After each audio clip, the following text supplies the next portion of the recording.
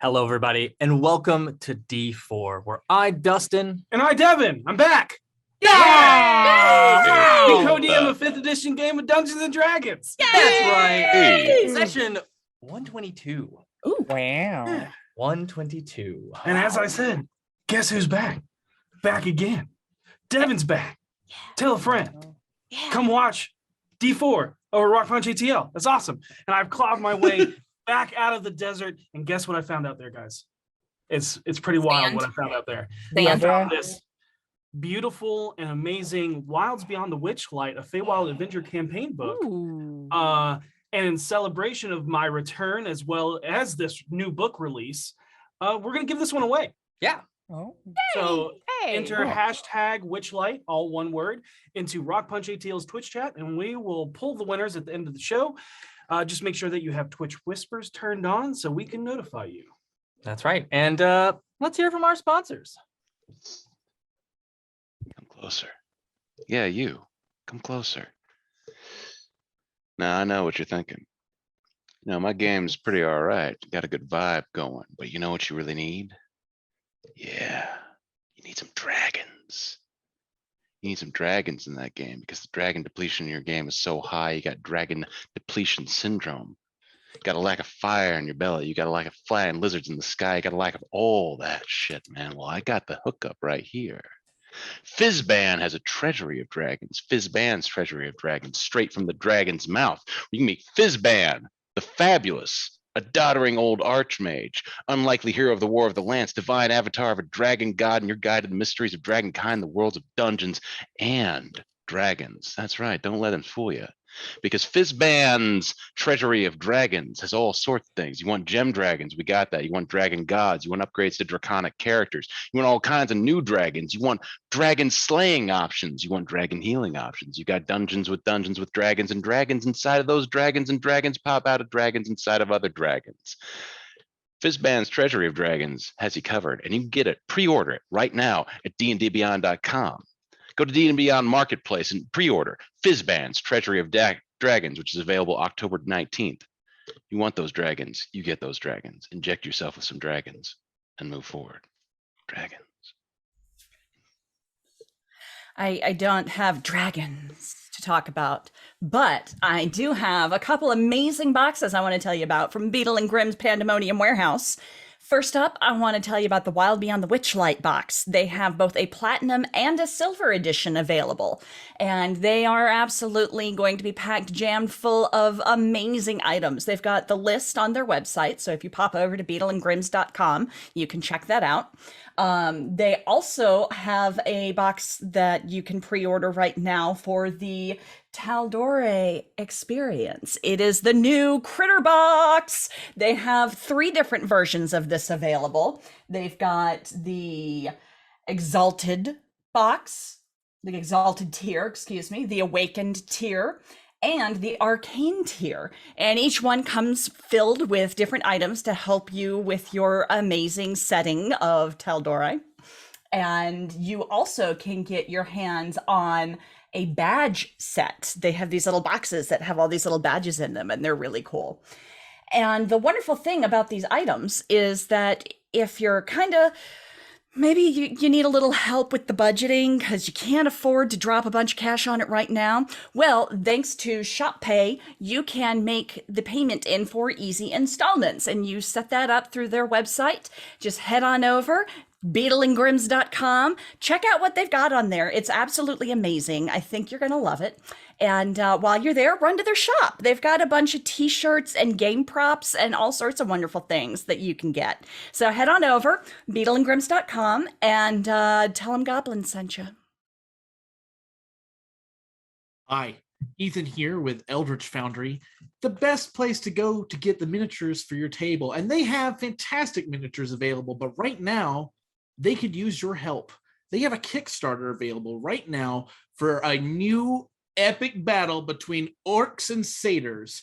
And these aren't your typical orcs and satyrs. Let me go ahead and give you a description. These are magic punk orcish warriors, all right? These are engineers whose industrial drive required sapping arcane energy from Fey Realm's ley lines for fuel, which of course makes the mystic satyrs pretty upset. They're servants of the Archfey, sworn to protect natural magic in the wild places of the earth. And they're having all sorts of cool additions to the already fantastic selection on Eldritch Foundry. And not only that, they've already reached their goal, but they have awesome stretch goals. And the next one that they're going to hit is for 15,000, which is the Shadow Sisters, a 3-person satyr hunter killer unit. It's awesome. They have fantastic new weapons, armor, all sorts of cool looking engineered weapons, chain swords and stuff like that. Stuff you're seriously going to love. 100% check out their Kickstarter. They're already at 13,000. You're so close to the hunter killer unit. You can have them at your table. Incorporate some of this stuff into your own setting and check them out. Eldritch Foundry. And hey, if you want a chance to win a Eldritch Foundry miniature tonight, put in hashtag Eldritch into our chat, or put in D4D&D for 15% off your own Eldritch Foundry miniature. If you just can't wait and you want your miniature tonight, go ahead and check it out. Eldritch Foundry. Hey, I don't have cool satyrs or dragons and stuff, but I got something else that's pretty cool. YouTubers and content creators, that's right. It says RockPunch ATL. They could potentially be just as magical because what they make is so fun and magical. And you can check out a new video on their YouTube channel every Wednesday. So you can check out every Wednesday. It's a wild phenomenon. Honestly, like it's something unheard of. It's once a week thing where a video just magically appears. I don't even know like where it comes from, but it gets there. It somehow gets made and it gets put there. So if you like us, you probably like RockPunch ATL's other content. You can follow for more updates on that content and on the Twitch channel on all of social media like Instagram and Twitter and Facebook, and just just whip out your phone and follow. Just do that. You should do that. That sounds great. Yep. And I don't have any funny bits or anything. I'm just here to let you know that we have lovely merchandise for you to purchase at d4dnd.com, made by our lovely merch moms. It's been a while since I've done one of these, so I just want to give you a friendly reminder that all of your orders are packaged with love and made with love by our lovely merch moms. Thank you. Good night. Well, not good night. Stick around for another 4 hours. Then good night. Also, hey, you like those dragons? You think those dragons are cool? Well, the Queen of Dragons is coming to get you, and you need to get Entitled Champions right now and stop her. That's right. Trials of Mount Tiamat has started. Woo! So you need to go. You need to get that code right there, which is going to give you an Electrum chest, which is going to help you gear up all of your champions to go fight Tiamat. That's right. Fight Tiamat now in Idle Champions of the Forgotten Realms. And also, Die Hard Dice. Our code has changed. It is now D4 Rules to use to get 10% off of your dice from Die Hard Dice, including the incredible new light up dice that they have. Incredible, the neon dice. They're gorgeous. I've ordered an entire set. They are going to be amazing. And the light. They have a light that you latch on to your tray, and it will illuminate your dice with either regular light or black light. Sorry, I'm really excited. We're so surprised you're excited. I can't believe you've already bought these dice. I mean, you? Really? Wow. Yeah, I know, right? Gasp. Even like dice. Without further ado, let us immerse ourselves Into the Chronicles of D4.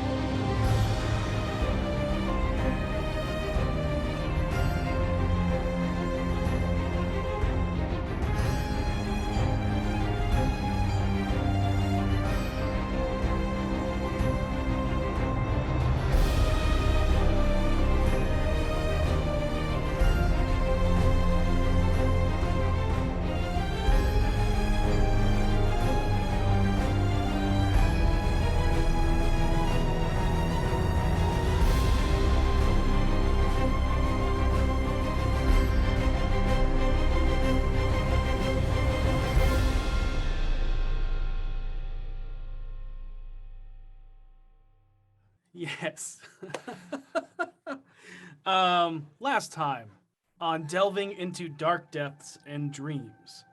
As Voss and Harold settle in for the final night in Succumber, Voss talks to Harold about how he's feeling, what he expects from the meeting with his parents, and we learn that Harold's parents' names are Leah Cord and Mindartis Elsundoral, and that Harold took his human mother's surname. Voss reassures him that he will back any move Harold makes in Uluvin, and no matter what, he has the rogue's support. Vinley spent the night over at Demay and Goman's place, where she and Goman shared a cup of tea after Demay and the kids had gone to bed. Goman talks about how important family is and how thankful he is that she and her group of friends returned her home safely and that she can now be around for the kids more. The following morning, the BFGs head out of Succumber and travel north up the Iron Road towards Uluvin.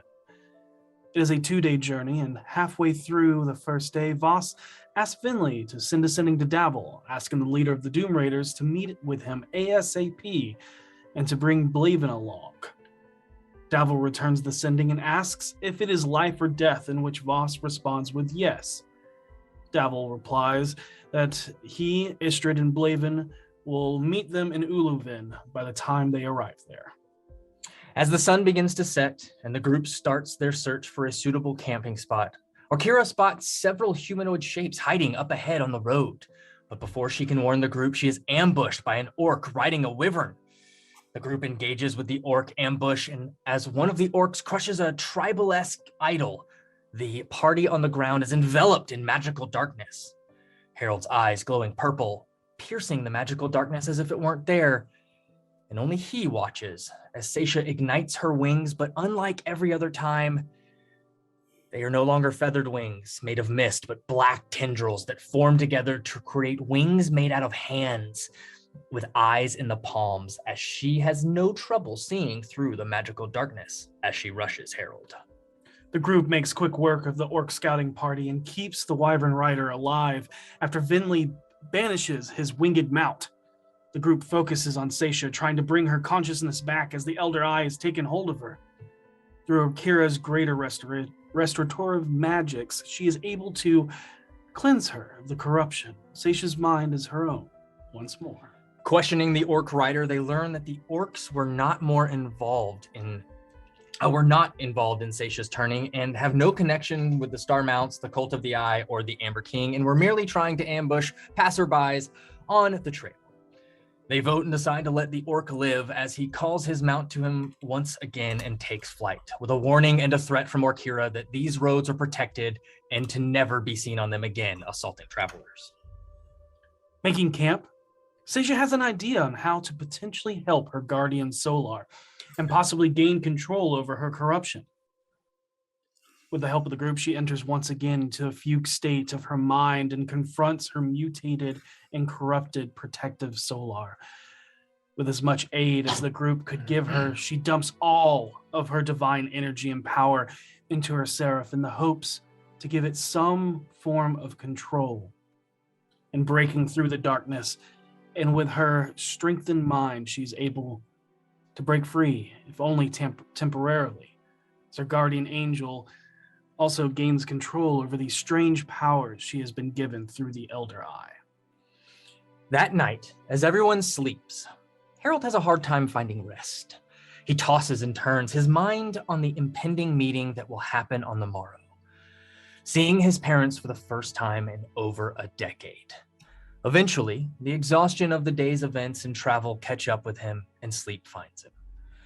And in that sleep, he dreams.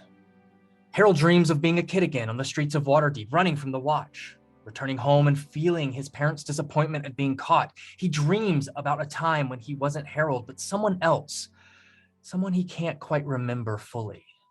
He dreams about a gala where he worked the coat check, pocketing anything left in the pockets. A gala where he watched his parents talking to a nobleman in a red suit.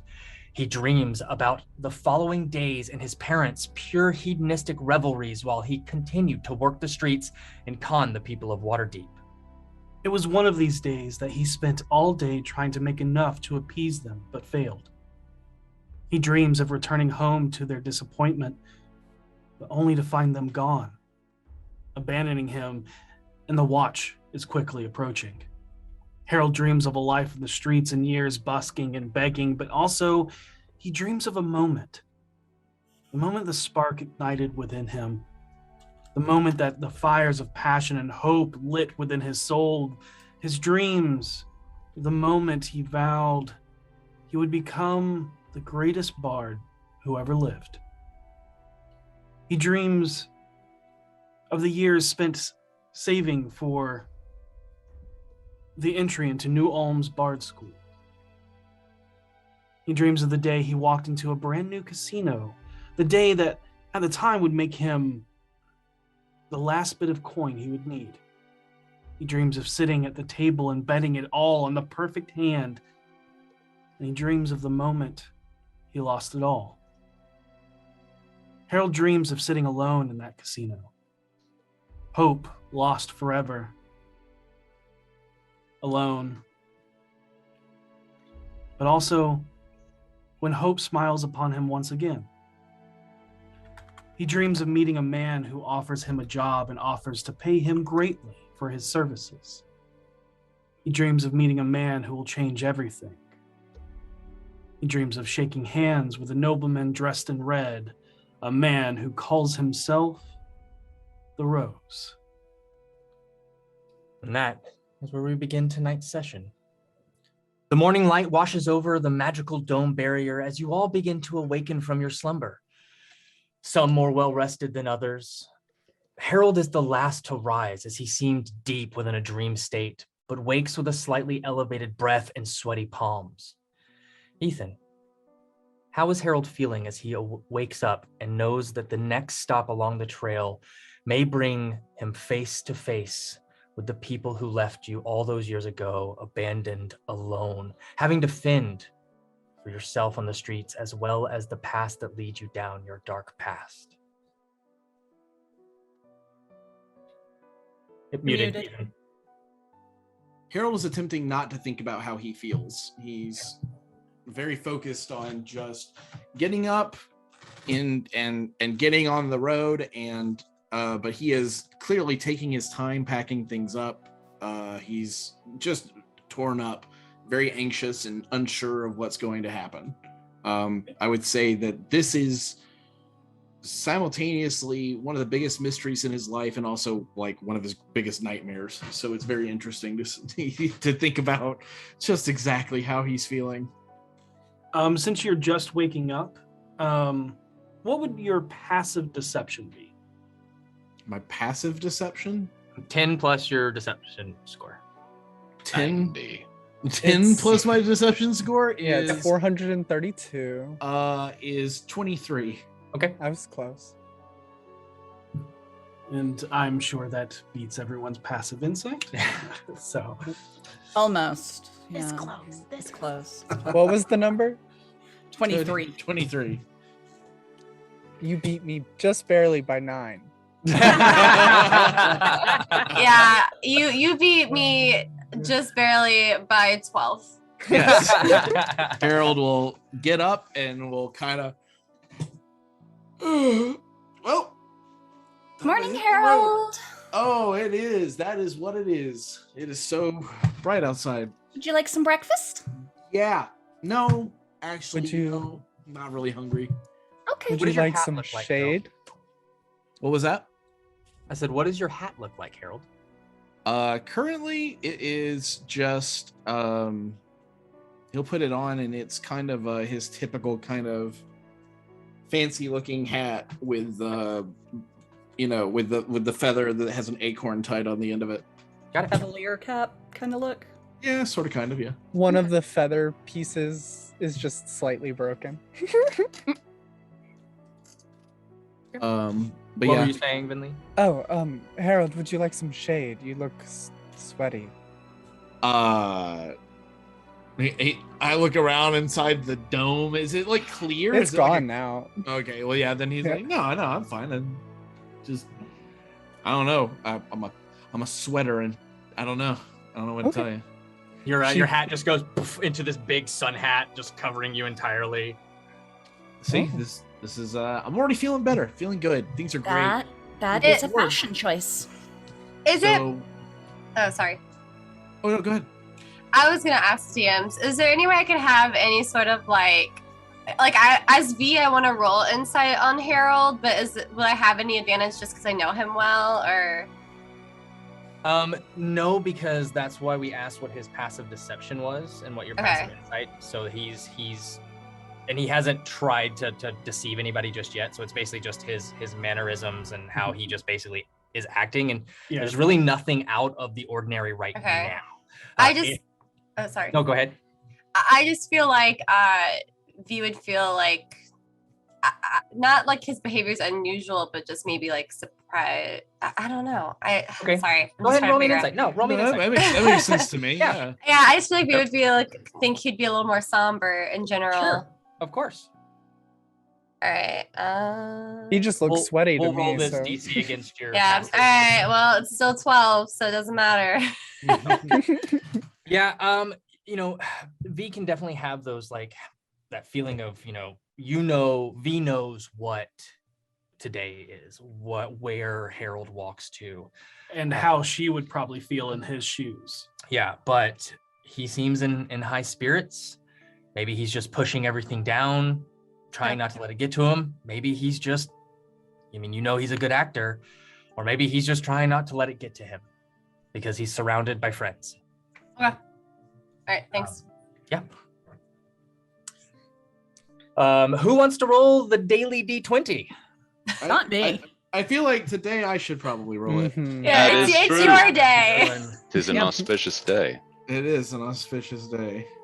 I rolled a 2. This bodes well. It is indeed an auspicious day. If you look at it like if you were trying to contact a god, it's very good. Right. Oh, it's amazing. Yeah. Out of curiosity, while that 2 is being looked up, how far away are we from Uluvin? You were Half about a a day? day's journey. Oh. So you knew that it. You all But- know, given the directions and estimating the amount of travel you've already covered, that you all should arrive in the small town of Uluvin just before sundown in the late afternoon. Unless something happens to impede your way, etc. Yeah. So fucking insane. I can't believe this is happening. I have a real quick question for the DMs. Yeah. Could I have already done my rituals like normal? Oh yeah, sure. Cool. Could I have also added the bat corpse that I had, which is probably honestly now mostly skeletal because Cujo and Titan love snacks. Undead creatures eating undead things. That sounds Yeah. good. And could I have just burnt that in the brass brazier to add it to my catalog of familiars that I can summon? Sure.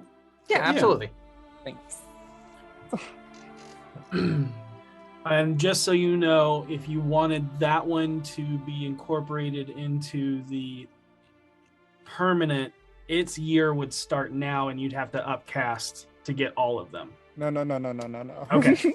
Okay, just letting you know how it's going to work. Yeah, I'll focus on these first 3 and then I'll gain 3 more and then get them Okay. going. Cool. Eventually just an army of familiars. Yeah, that can attack just to bother people. Nope. Damn mosquito familiars. God. I'm the weirdest Disney princess alive. Hey, listen, action economy is important. And if you come at me with 12 familiars, I'm still going to be worried. I mean, yeah, that's fair. But eventually you all hit the road. The day is warm, but overcast, with a wide scattering of clouds that look to be the threat of some light rain either through this day or the coming day after. Heavy gusts of wind fall off the large forlorn hills to the northwest as they roll through the wide open grassy plains of the valley you walk through towards the high forest. As you continue further from the replenishing waters of the Delambir River and closer to the hills, you see the green of the fields begin to fade into more golden amber dry grass fields with even fewer trees. And what are you guys doing throughout the day? I'm going to be doing my normal go up, take a look around, come down. And on one of the times where I've landed, I'd love the chance to walk up next to V when maybe she's not next to a bunch of people. Maybe a little spread out and just kind of land and walk next to you for a second and then have to like run to keep up because your legs are super long and I am not that fast. Oh no. Hey. Oh yeah. Hey, she turns around. I keep forgetting just because, you're taller than me, but not a bunch, but you're so much faster. Yeah. Hey, so I was gonna ask, and I'll kind of look around for where Harold is in the grouping. And he's probably off, like he hasn't really done a lot of talking to anybody, but he seems upbeat. He's just kind of very carefully sequestering himself. And I'll turn back to V and say, so we're gonna end up in this town with Harold's parents. And I know we're all kind of worried about him. And I figured I'd just ask if you wanted to stick close because, I think he's gonna need someone, and I think he's gonna need you. And I'm gonna be much better kind of hanging back and keeping an eye on things. So I just wanted to find out if you were okay with that. Yeah, absolutely. I'm fine with that. I've been thinking about it all morning, actually, just because I know, like, the fact that he doesn't talk to anyone about his parents, and the only time they're ever brought up, he just always seems so angry about it.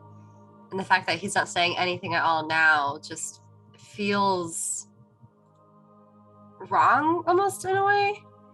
And it's gotten to a point where I genuinely don't know what to expect when it comes to this, I feel like at this point, inevitable interaction. And I have no issues, staying close and making sure he's okay. Yeah. I know I'm not always the best at emotional support, but like I really want to try. Oh, from what I've seen and from what he's talked about, you're really good at it because you're happy to be there for people, and that's the important part, And I know, I don't think any of us know what's going to happen. And that's why it's all so weird. So we just got to be there for him. But I wanted to let you know I'll be there as backup. I think I'll be better off trying to keep an eye on everything than trying to be right there helping, I'm kind of a distraction.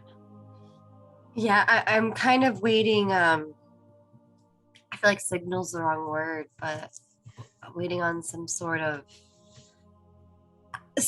reaction, I guess, because it feels, I don't know, I don't want to project issues onto him that I think he should or would have. Well, and I don't think any of us will know how to react until he knows how to react, and I don't think he'll know until we get there. And it's just a never-ending chain of not knowing how things are going to react. So I guess we should just keep an eye out. Yeah, just a domino effect of all of us watching each other. Yeah. So, yeah, I'll keep an eye on you, and you keep an eye on him, and we'll all keep an eye on you keeping an eye on him, and then we'll keep an eye on each other. Okay. I guess let me know if you notice something that I seem to not notice. Well, I figure if you can focus on him, I can focus on everything else. That's fair. Okay, I'll do that then. Okay. Sounds like a plan. All right. Thanks. No problem. And she'll go up for another look around.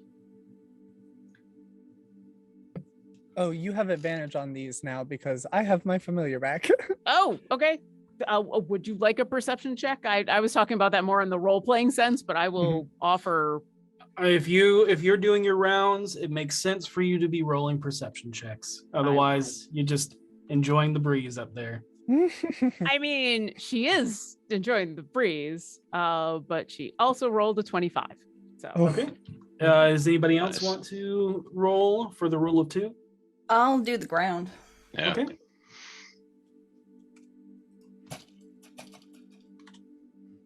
I'll I take am the high so roll. nervous. I'm really worried about Harold today. That was a 7. Noted. Harold, you notice for some reason, Seisha is just eyeballing you hard. Maybe it's because of the day before and how you saw through everything and you watched her turn, and there's just a slight uneasiness as you keep looking back, and Seisha just averts her eyes the last moment. So subtly. I will slow down and stand next to her and be like,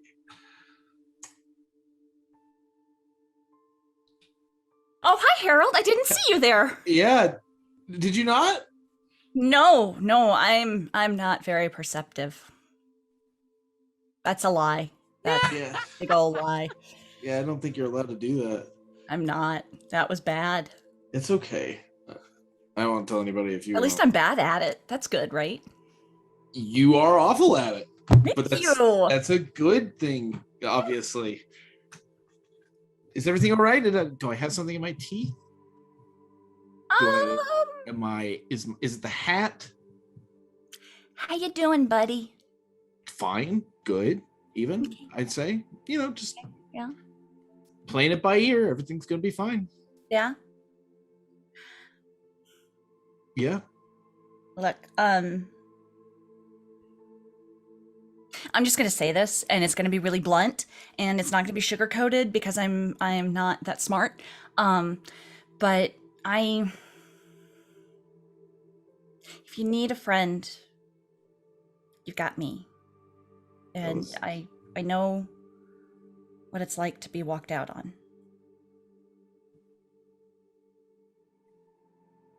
And I know you're playing it cool,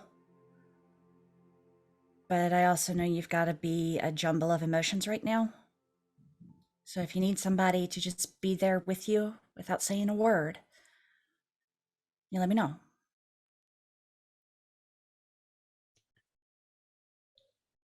It would be ridiculous for this to be a big problem for me when we face down dragons and world-ending beings, and wouldn't. I had my It would leg be Harold, it would be ridiculous for it not to be a big thing. my leg came alive and tried to eat me once. Yeah. And that's horrifying and has its own bag of issues that comes with it. It does, but no. What I'm getting at is this isn't really that big of a deal in the grand scheme. He's absolutely lying through his teeth. Yeah, I'm not even making an insight check on that. Yeah, just 100% lying through his teeth. Harold, I won't judge you. Okay. Nothing to judge. I won't try to instill anything on you. Just if you need somebody. I get it. Do you want to ride Bernie?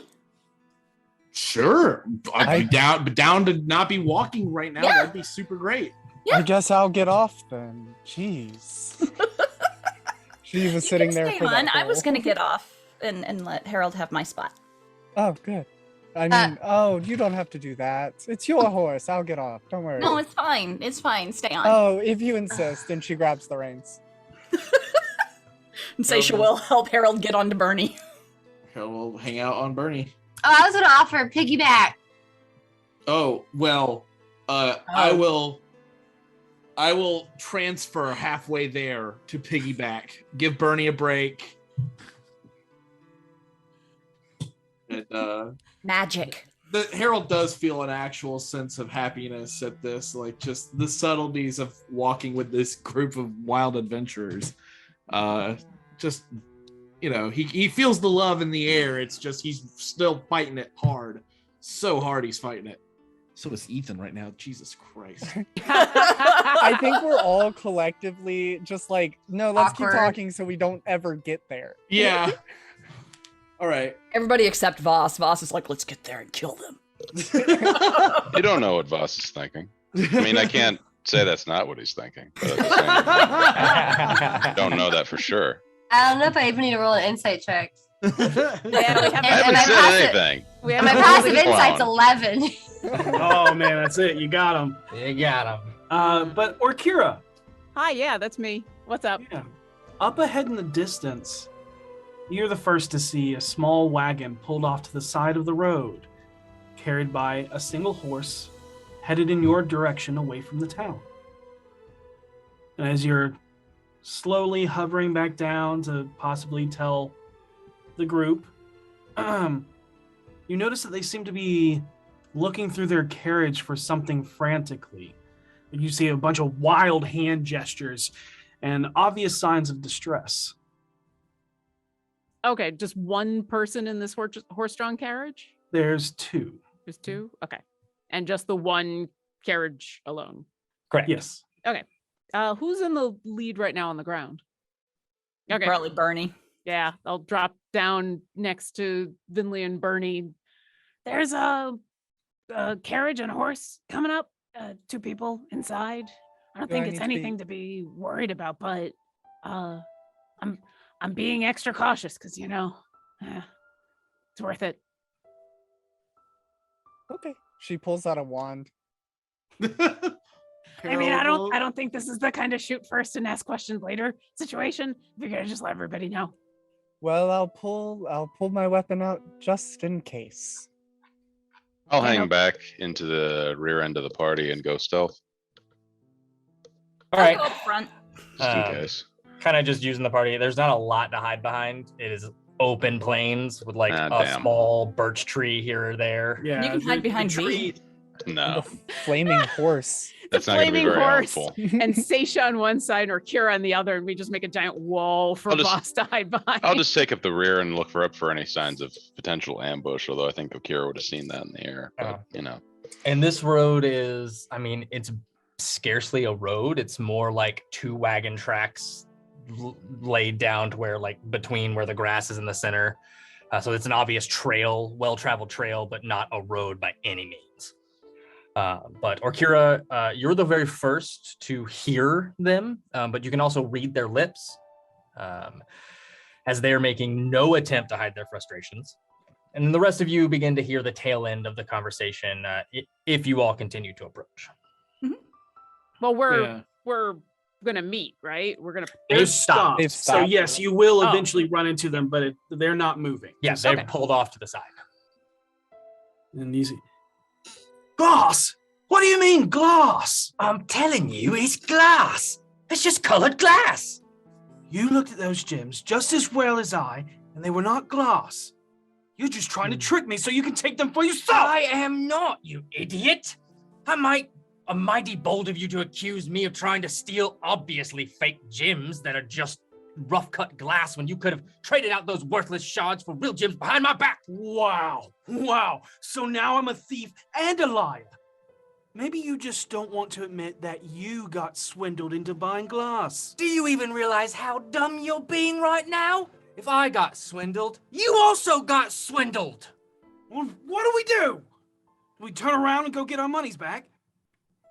No, we've already wasted too much time and we've gone too damn far. We'd lose 2 days' travel at best. It's more money in itself. Anything we'd gain back if we did it all, that'd just be wasted. Orkira awkwardly looks over at Vinley and says, "Oh, it's a lover's quarrel. Oh, this is bad. I think that's I think I'd rather be ambushed. Oh, I don't think that's a lover's quarrel. I think that's No? a business partner quarrel. I mean, yeah, same thing, right? Are you business partners? In a way, it's a love. Yeah. I'm holding the wand and the flaming horse. Yeah, we're business partners. But are you also lovers? I knew it. Little personal, but Sorry, we couldn't help but overhear the yelling Yelling. as we were coming up. Never mind Sorry. us. Sorry. If you wanted, we could maybe take a look and see if the gems are authentic and maybe help you out or something. May I ask where you got them? and first man shakes his head and you can have a look if you like, but I'm telling you, it's just glass. Does it look Apparently. familiar? Well, we heard about a farmer in Uluvin stumbling upon a gem mine hidden within the hills nearby, and he points towards, you can obviously tell the Forlorn Hills. Forlorn Hills. And since the mine hadn't been sanctioned yet, and on account that they were not well versed in gem trading, we figured we'd cash in on some gems at a less than standard price. Turns out, we either bought bad gems or the bag got switched in the trade. Gems looked real, so it has to be the latter. And if you want to make a Insight? no, it would be nature to discern the quality of the gem. I believe? Nature or just I'd even say just a straight intelligence roll. Yeah. Could I assist him with that? Or what about? Yeah, yeah. I'd say investigation. Make an investigation check. Yeah, as you're Ooh. investigating. the And gem. yes, you can help. Yeah, let's I'll do help you. this. 4. Okay. Nice. That's with advantage. Oh no, that's not with advantage. I thought Okay. that I was gonna let you roll as well. Oh, do you want me to It's roll? up to y'all. Your choice. I'll roll. Yeah, Okay. roll as well. Yeah, Uh, 24. Yeah, It I feels think like- I think this is more on par because Harold, what I would really like to know, Mm. more so than if they were real, is if this sounds like my parents. Definitely sounds like a scam. God, it's a good one too. If you got And, the fucking mine, it's such an easy scam. Oh no. And when you look in and you're not focused on them, you look in and at quick glance, Yeah. they look like they could pass as gems. Yeah, sun sparkling like off of them. They have that glisten and that sparkle. Eventually, you pick up a couple and look through them, and It's very obvious. it's very obviously glass. Did you inspect them before you bought them? Of course, I inspected them. Me too. They were gems. Through and through. Who did you buy them from? I bought the stones from a young man and his sister. They were selling just out in front of their house on the outskirts of town. Father was out mining for more gems in the hills and said the mother was no longer with him. Felt bad at first for buying the gems so cheap on account of the loss of their mother, so I gave them more than asked. And turns out we're just buying glass. I guess we can try and resell it to some glass blowers once we reach a city. I'm sorry, how old were they? I think the boy probably mid-teens, the lass a little younger. Okay. Sounds about right. Oh, what did they look like so we could avoid them on our way through? Boy was thin, brown hair, short hair, Mhm. human. Girl, brunette, shaggy, long shaggy hair. Okay, so avoid- freckles. So avoid children Human. in general. Got it. We'll I'm keep an fine eye with out. that. Yeah, I believe it was third farmhouse from Uluvin. Not going, but coming from. Okay, we'll check it out. How much did you lose?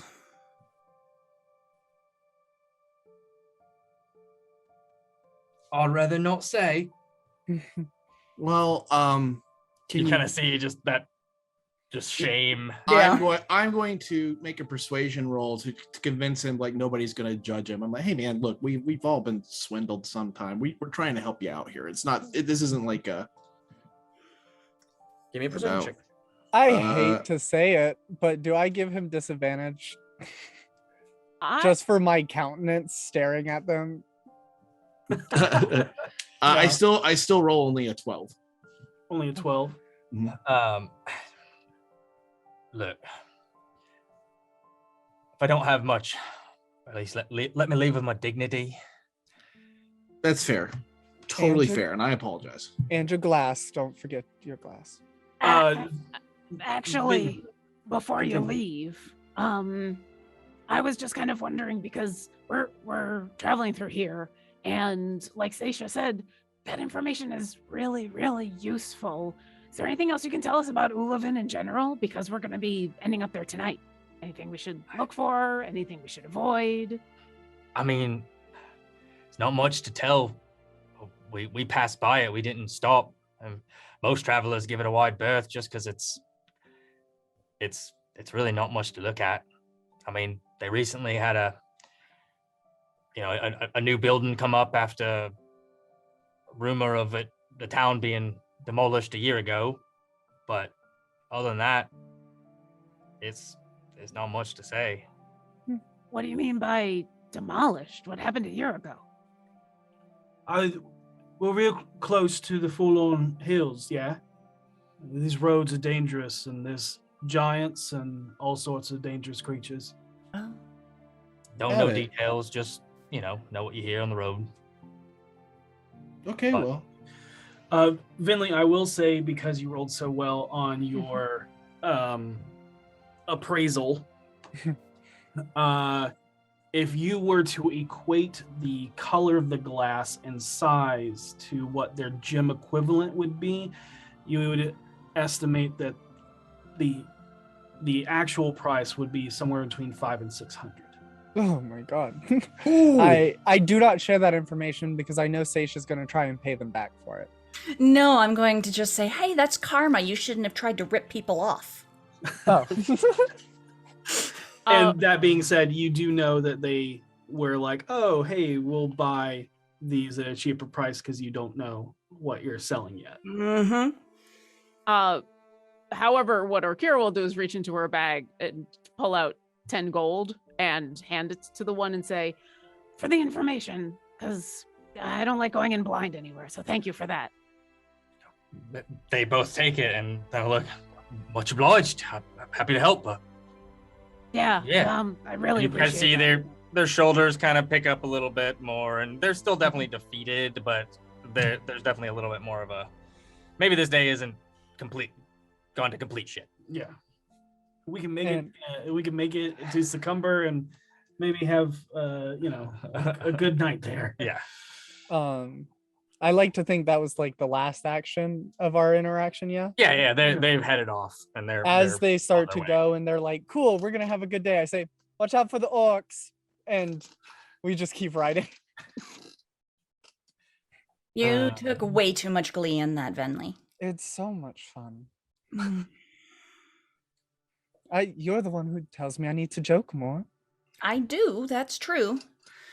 And there are no orcs down that way. We killed them all. Did we? I thought we Except let for one go. one. I wanted to kill him. We killed most of them and then told them to not bring the rest of their crew and bother anybody anymore. Right. So they're basically dead. Are my parents, do I know if either of them are casters? You've never seen them cast actual magic. You've seen Right. them do sleight of hand magic. But Sure, you've never right. seen But I've them- never seen them actually do. Harold now looks troubled.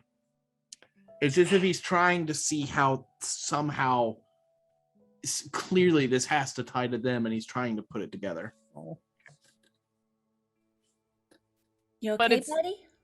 Fine. Yep. Good. That's the face of somebody who's fine. Harold, it's okay. You can talk to us. It's just convenient, right, that this happened in Uluvin. It was a good scheme. It would have worked. It did Maybe. work. Maybe it was a little melodramatic. The universe is also filled with coincidences. But don't you understand? If my parents didn't do it, did they hire somebody who did? Or perhaps they're just more bad people. What, like it's just a con town? Oh, I mean, gosh, did you hope see it's not a Daggerford? con town? Well, that's Is that fair. a thing? It was, yeah, that's fair. I mean, we literally went through a con town. The issue with the concept of a con town is assuming everybody's a con artist. So wouldn't they all be like really mad at each other for constantly conning each other out of stuff? Unless it it's- depends on who you're working with. And if this is a small enough town that they're all working together to go after anybody coming through. I mean, I've been in some pretty shady places before, but at least now we've got an idea that it's not just. Sorry, Harold, it's not just your parents we got to look out for. That's good. That's good information to know going in, right? Yeah. What are the Whether- chances that those kids are working with them? They worked with me. You think they had more children? Are they your No, they- siblings? They were human. Oh, half siblings? I think it, I don't think so. Don't. Let's not talk about something like that. That's impossible. I don't even think the timeline fits. I don't want to talk about it. The time Right. doesn't fit. The I am timeline bad at doesn't- math. I'm sorry. Unless I- they kidnapped them. I believe Everyone. it's piggyback time. Is there a Everyone. local orphanage? Everyone, we're not going to know what the situation is until we hit it. None of us have been to this town. All we know is Harold's parents have an inn. Well, I don't We're trust just- kids anyways, so. We're just going to have to be on our toes whenever we encounter them. That's all there is to it. This kind of paranoia is only going to make us sloppy. Yeah, I don't know what. Yeah. They should tucks her gold pouch into her armor. Now that is a wise decision. Well, B just always keeps hers in her boobs anyway, so. Or Kira double checks, but the only thing that's outside of the handy haversack is at the moment her book and the chunk of accordion inside of her armor. But she will, at the next opportunity, put both of those things in the handy haversack so that all of her possessions are in there before we reach the town. Okay. On the assumption that that's harder to steal from. Harold will take a small bag of silver and put it obviously into one of his coat pockets and then hide his real money somewhere else. I'll put 15 silver in there. Okay. I just Oh, had a vision of someone stealing the portable hole and opening it. Ooh, they're about to have a bad time. Mm. Harold, give me a stealth check to hide your money pouch on you. Natural 1 for a 7. Oh, Harold's just so screwed up right now. Harold, why are you wearing your pouch around your neck? You know, I could hold it for you if you'd like. It's another Just holy trying symbol. to find a good place to put it. All right. I'm tall enough. It's kind of hard for people to pick from me. Just stop anyways. looking at me. Okay. As he's putting it. Stop looking at me. The only thing I want to do is hide the brace dagger. Like that's attached to my wrist already and kind of looks in just to make sure it blends in with the rest of me. But that's the only thing I want to hide. Okay. So you like take it off of you and put it on somewhere? No, like if there's a way to still wear it, obviously. I mean, but- it's made to be concealed. Okay. I guess So, just I don't know if there's Make any sure it's mechanic clipped. around that. Yeah, that sort of thing. But if there's not, then don't worry about it. Yeah, I mean, it's already a concealed weapon, like built in to look like a regular bracer. There's not really Awesome. much more you can do to make it even more conspicuous, All right. inconspicuous. Inconspicuous. Don't worry about it then. Don't But I don't be hide anything else on my suspicious. person. Extra inconspicuous.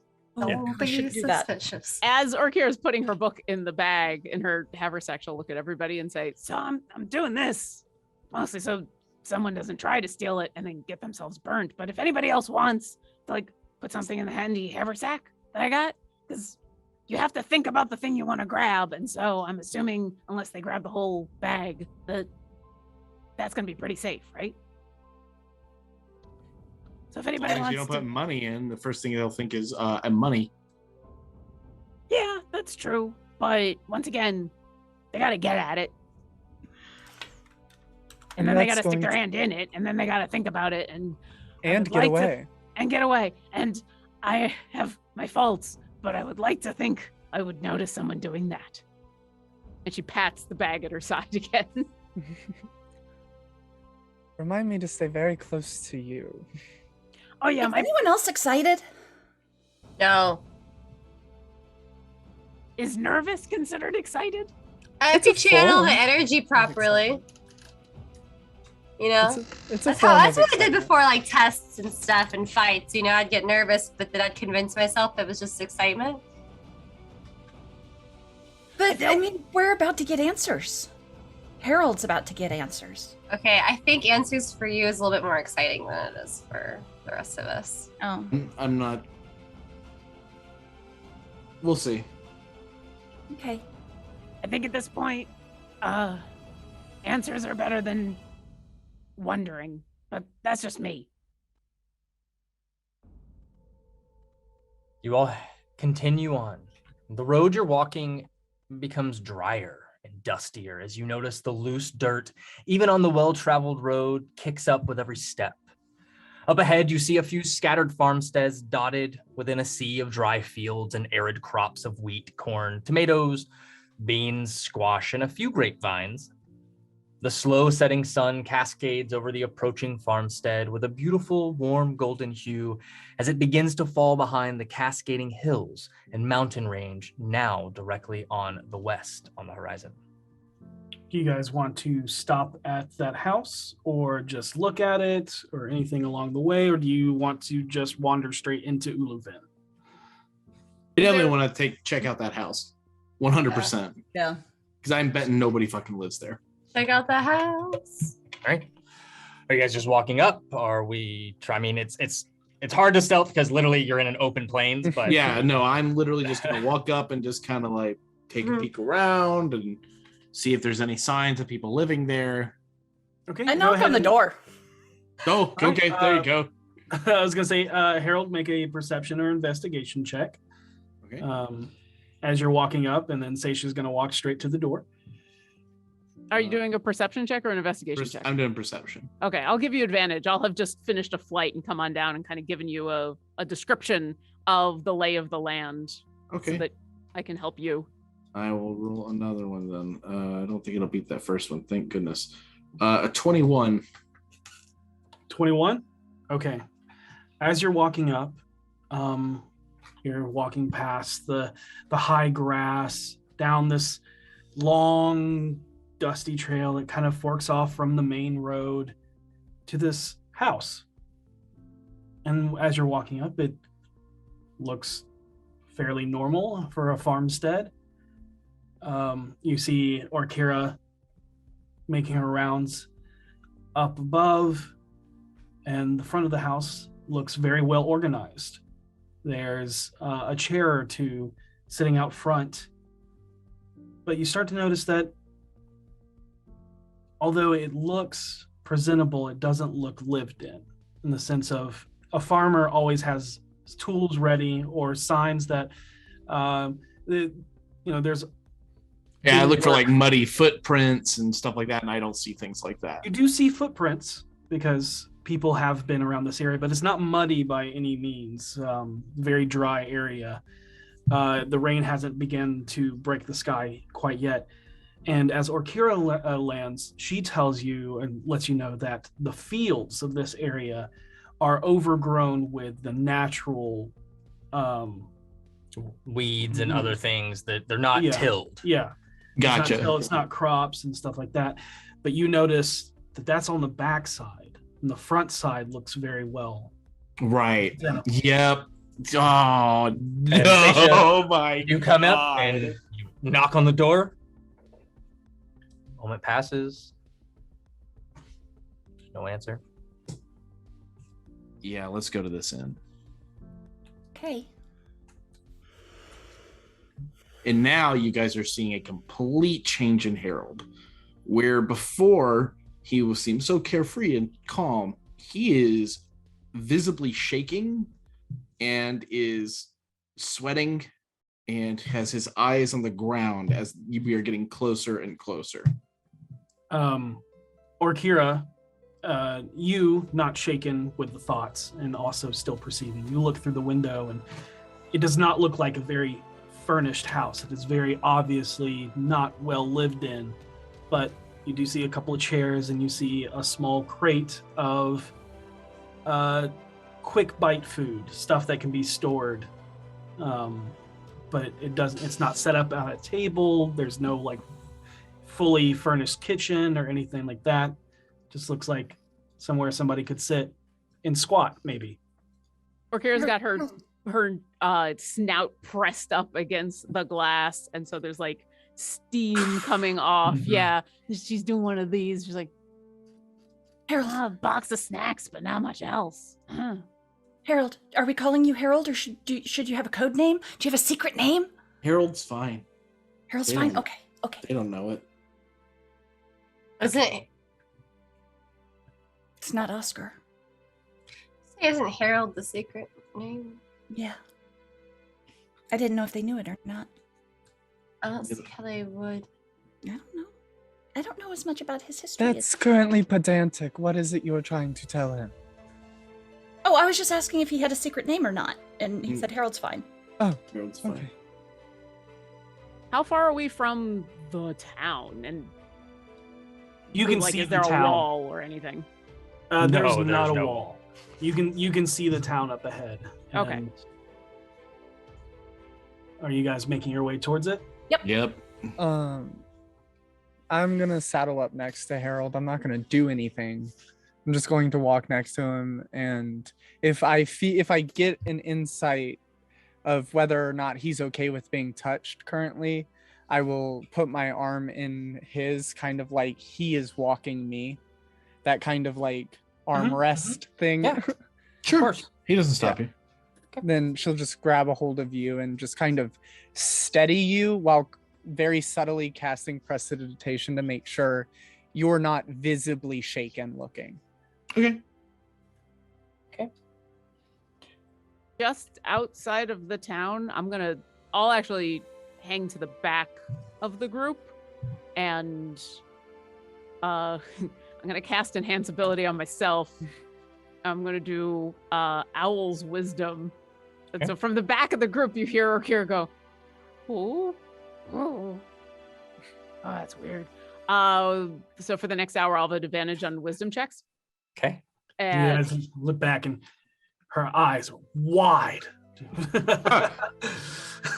and my goal this whole time is to just keep an eye out and an ear and feel out for anything. So keep an eye out for problems. And what exactly does Owl's Wisdom do for you? It gives me for the next hour, I have advantage on wisdom checks, which would be perception. So any wisdom based check. And just so you know, because I know this, your passive perception goes up by 5. Yes, Yeah. which makes So it a what is your- 33. There you go. Oh my Damn. god, Orkira. Listen, I see time. I only hear went up by everything. I hear everything. Yeah, this is her job, is to protect her friends, and so the only way you can do it is if you see the problem coming. So, yeah. You can You can see the future. you can hear the grasshopper taking off from the blade of grass a mile away. No. Yeah, I can smell the rain on the wind, and I know exactly when it's coming. But mostly, I'm focused on the 5 people I am with and whatever's around them and interacting with them and making sure nobody is doing something they shouldn't be. All right. A soft breeze blows past you all as it washes over the calm serenity of the waves of amber grass and grain. Just beyond that, you see, just beyond the small town, you see a vast wall of green that stretches across the entirety of the eastern horizon. It seems to swallow the silhouette of the tiny farmstead town. As you enter the village, it looks fairly similar to that of a real world's Old West, with dust-covered wood-framed buildings, with long wooden panel walls, and awning-covered wooden porches. You can see a simple supply shop for common goods and wares, a few simple storefronts, a large water tower, and at the end of one of the main thoroughfares called the Iron Road, which you are walking, is a temple with a steeple adorned with a gilded image of 2 scales resting atop a warhammer.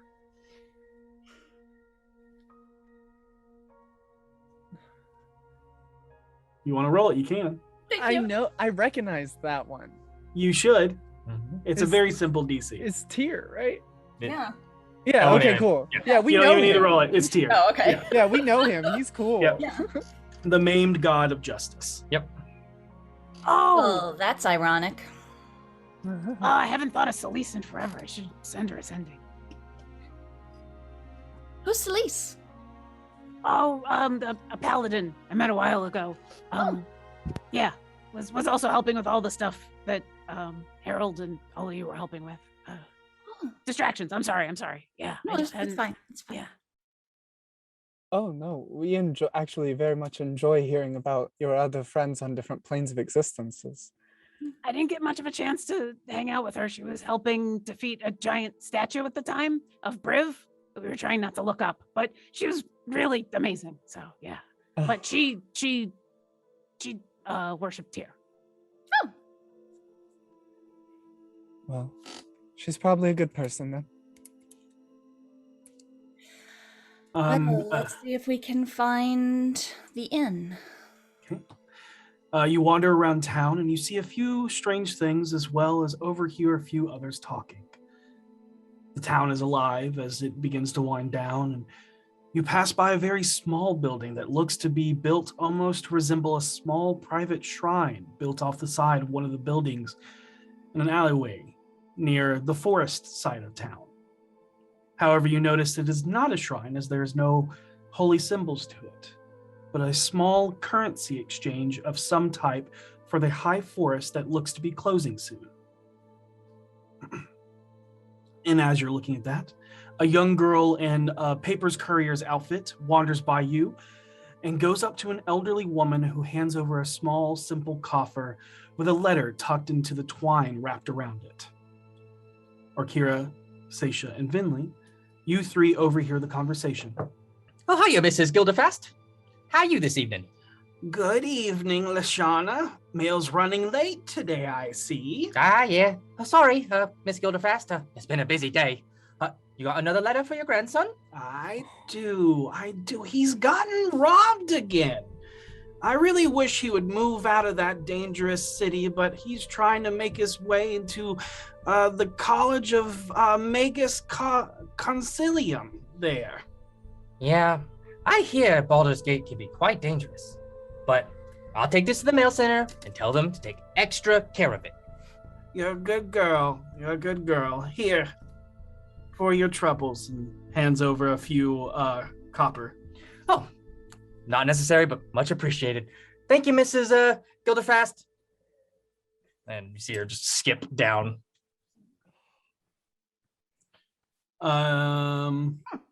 Anybody wants to roll a history check? Yeah. Yep. Oh my god. That was almost a 1. It's a 28 though. So not a 1. Yeah. It makes sense that Vinley would get this. Yeah. To your knowledge, Vinley, Baldur's Gate does not have an official mages school.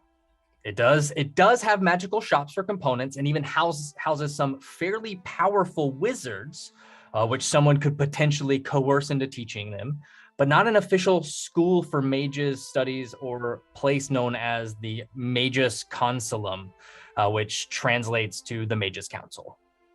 At least not in your study. I mean, it's been a few years, so it's possible. I mean, Baldur's Gate has been through a lot, if you believe the rumors on the horizon. So it's possible, but the reason you chose Waterdeep. Yeah. And first Neverwinter is because they actually had places to learn. That Magus Concilium. Concilium. Is that a name of a place somewhere else? No. Oh, You've never heard of it. weird. Seisha, the place that her son or grandson is talking about doesn't exist, and especially not in Baldur's Gate. He's lying to her. Oh, it is a con town. Gilderfast. This will be interesting. She, still clutching onto Harold, she kind of just gets closer to him, even though he's more nervous than her. So she just kind of reaches down, pats Bernie, and nudges him to keep moving.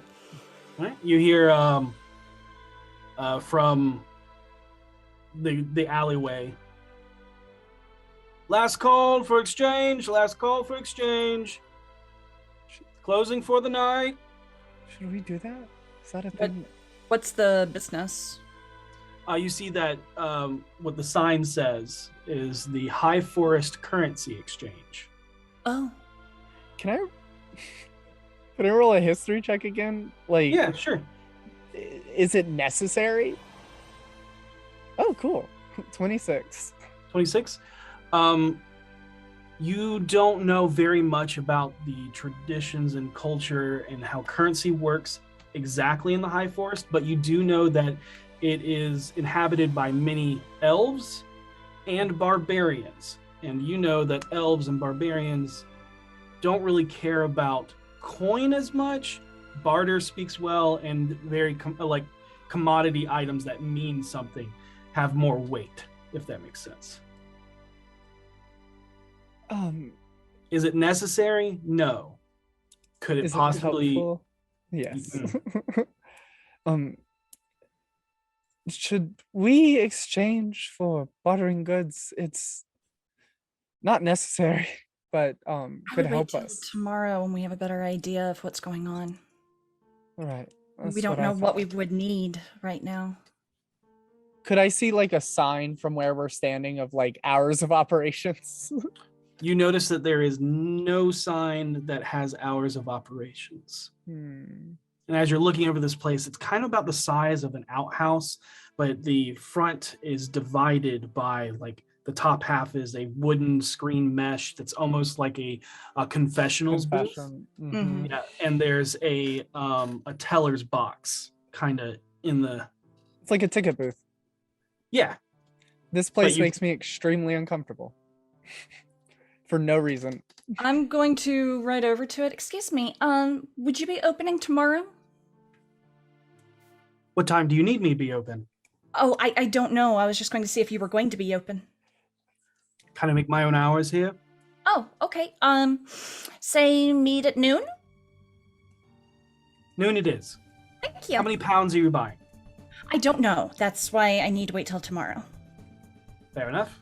Can't wait to see your business then. Thank you. Oh, what's your name? My name? Yeah.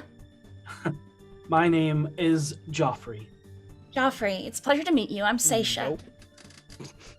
Nope. Hate your Seisha. name. Are you're from out of town? Yes. Obviously, I don't recognize you. Your first time in the forest? Yes. Yes, you're definitely going to want to have to stop here tomorrow. Okay. Thank you so much. I'll see you tomorrow at noon. I look forward to it. And you just see a figure, like Silhouetted. silhouetted. You don't see anything, even with your super perception. It's Ooh, sneaky, purposeful sneaky. that way. Yeah. All right. That name was a mistake, Devin. I Now don't we like hate this. the NPC. Suddenly want to murder someone. I don't know why. Weird, I want to poison him all of a Overwhelming. sudden. Yeah. All right. I'm gonna go back to the group.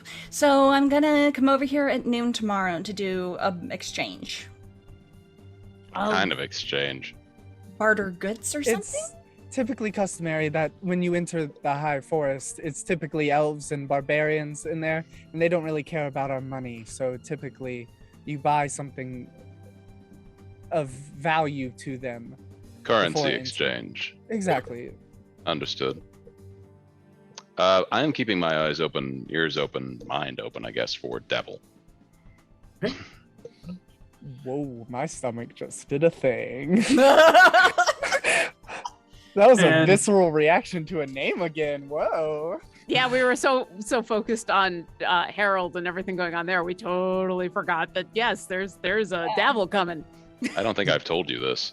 No, Yeah. no, It's no, all the characters subplot. don't know. Just the players are going. But you all are actively walking around a town that you're unfamiliar with. Go ahead and give us perception or investigation checks. Sure. You All of us? obviously. Yeah, sure. yeah, Go ahead. I'm gonna And- do or a Kara, you- perception. You roll with advantage. All right. Ugh. Jesus. like crap. Sorry. I saw. 31 on perception. 8. What was that, Seisha? 21. 21, 8 for V. Vinley, 11. Oh, sorry. I got an Okay. 18. 18, 11 for 23. Voss, 23 for Harold. Oh wow, that's my passive. Kind of working together.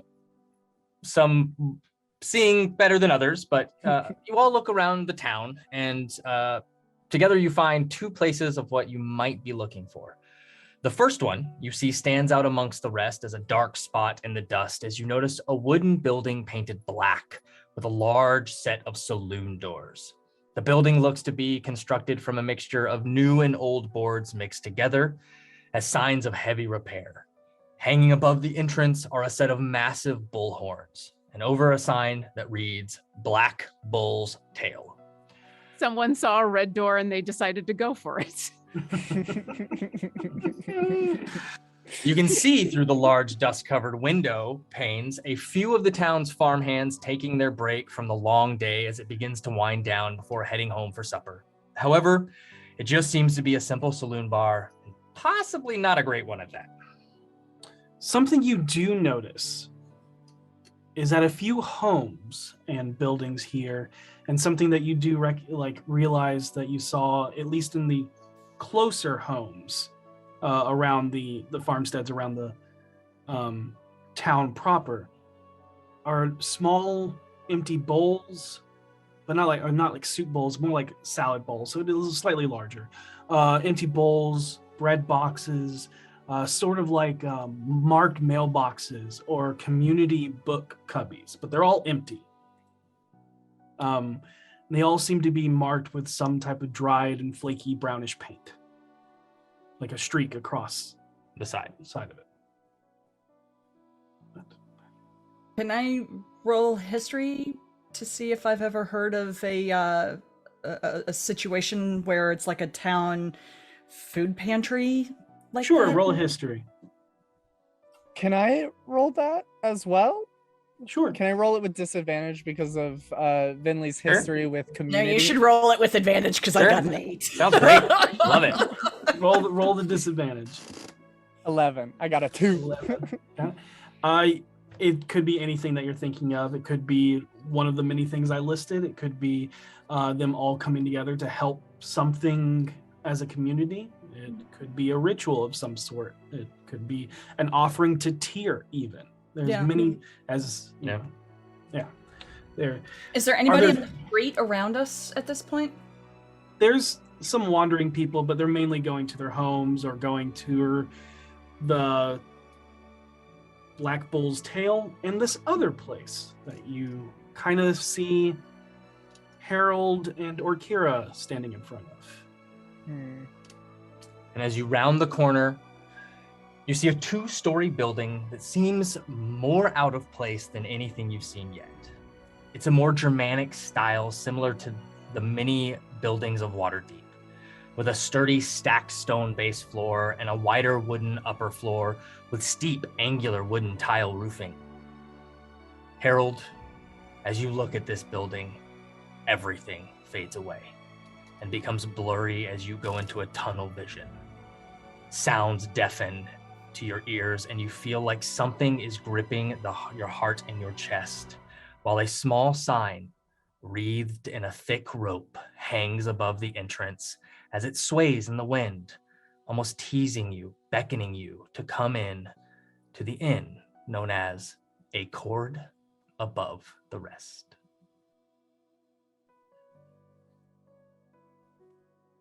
Harold freezes. He hops off the horse.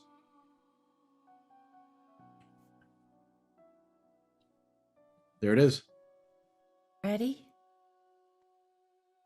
Did someone else V. go in first? No. I need to go in first. I agree. Everyone. V squeezes Harold's shoulder. We're right here with you. This is Harold's event, bear, whatever it may be. So, however you deal with it, that's the way we'll move. Got your back. Let's go. And Harold's going to slowly shuffle forward. Bentley's hands will go into her sleeves. Alicia's going to take up the rear. As you walk in,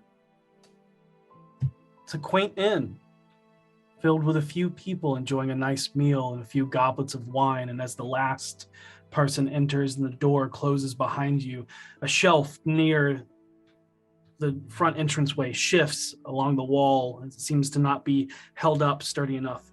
And a nice looking vase falls and shatters against the hard stone of the tavern. And you hear the lute of the playing from the corner kind of stop, and all eyes kind of turn to look at your group. I'm gonna very quickly move over to the shattered vase and Bentley, can you mend that? Yeah. I'm gonna make it a point to like spread my wings a little bit and look as awkward as possible and go, "Oh, I'm so sorry. Yeah, sorry about that." And I'll grab it and cast mending and fix it. As you're taking the minute to do that, there's a couple of things you notice. The lute that stops is being played by a dark-haired, elvish man with light skin. Very beautiful to look at.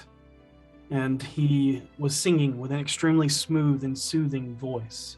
But it stops and his eyes wander over towards the bar, and you see a dark-skinned woman with thick black hair that washes down her body. And she looks to be real-world Middle Eastern. And she walks over to you and goes, "I'm sorry. I'm so sorry. I keep telling my son, Halfir, to put the vase somewhere else. Well, good news is, look, there you go. And I hold up the fixed vase and then put it back where it was. Is this her? She's older than the last time you saw her. Said her son? That's what she said. Harold looks stricken. And the man playing the lute in the corner hasn't aged a day. Exactly as you remember him the last time you saw him. More put together, like on a job, not disheveled or drunk like the last time you saw him. Lost in his cups of hedonism, of whatever substance he wanted to enjoy that day. Same goes for your mother. This is unnecessary. You don't need to fix it, but we greatly appreciate it. Is there something that we can do for you? No, we're just here. We're traveling, and I guess just some food. And you got any rooms or anything? And I put the vase back where it is, and I'm gonna do my best to keep this person's attention, as I think Orkira can see what's going on. Of course. How rude of me. I am Cora del Mendosalt, and playing the lute is my wonderful husband, Ilan. And you kind of see him kind of take like the few patrons that are there. That you now notice, like there appears to be a small spattering of people that appear to be interacting, talking, even like dancing with something that is definitely not there. But they look to be like they are literally engaged in something that they can see, but nobody else can. But you kind of see the moon elf. He makes his way over. Yes. Do not worry about that. But again, we thank you from the bottom of our hearts that you were able to fix it. I will make sure that Alfir is, make sure that gets somewhere a little close, further away from where the door hits it. I keep telling him not to put it on the shelf, but he keeps putting it on the shelf. Well, he says it looks best. It livens up the room, and I have to agree. Forgive me. My name is Alan. You've already met my beautiful star, Cora, and welcome to A Chord Above the Rest. We are hopefully a little bit of luxury and warmth on this dusty trail that you well-traveled adventurers find yourself. Are you looking for rooms for the night? Yeah, Station looks to Harold. yeah, we could use 2 rooms. There's a bit of kind of squinty eye, towards you, Harold. But doesn't go. We have 3 options, depending on your preference. We have the Busker, which is a modest room at about a gold a night. We have the Troubadour, which is 2 gold a night, a more comfortable room. And then the Aristocrat, which is the more wealthy room, and that is 4 gold a night. And you hear from a corner, if I know them at all, they're going to buy the Aristocrat. Can I look at who just said that? That Davil. You immediately recognize that voice as sitting in the corner, drinking a glass of something. Wine out of a goblet. You see the golden-haired sun elf sitting next to a copper-skinned female dwarf. What are you guys doing here? Yeah, what's Aristocrat? Obviously, we're having our entertainment ruined. We do that. We'll take 2 Aristocrats, please. And the man replies, Of course. Cora will take you behind the bar and take your payment and give you your room keys. Great, thank you. And you can see that the little almost lobby / sitting room area. It's not really a tap room. There is a small sitting area with a couple tables and a bar with seats, but then there's a set of stairs that lead up into the rest of it. There's a door that leads further to the back. And Cora will let you know it's 8 gold for 2 rooms. Okay. I will give her the 8 gold, and while she's pulling it out, she's gonna say, so is this a family-run establishment? we've been here for less than a year, but yes. How do you like it? It's quiet, which That's is good. nice. Yeah. You have other kids?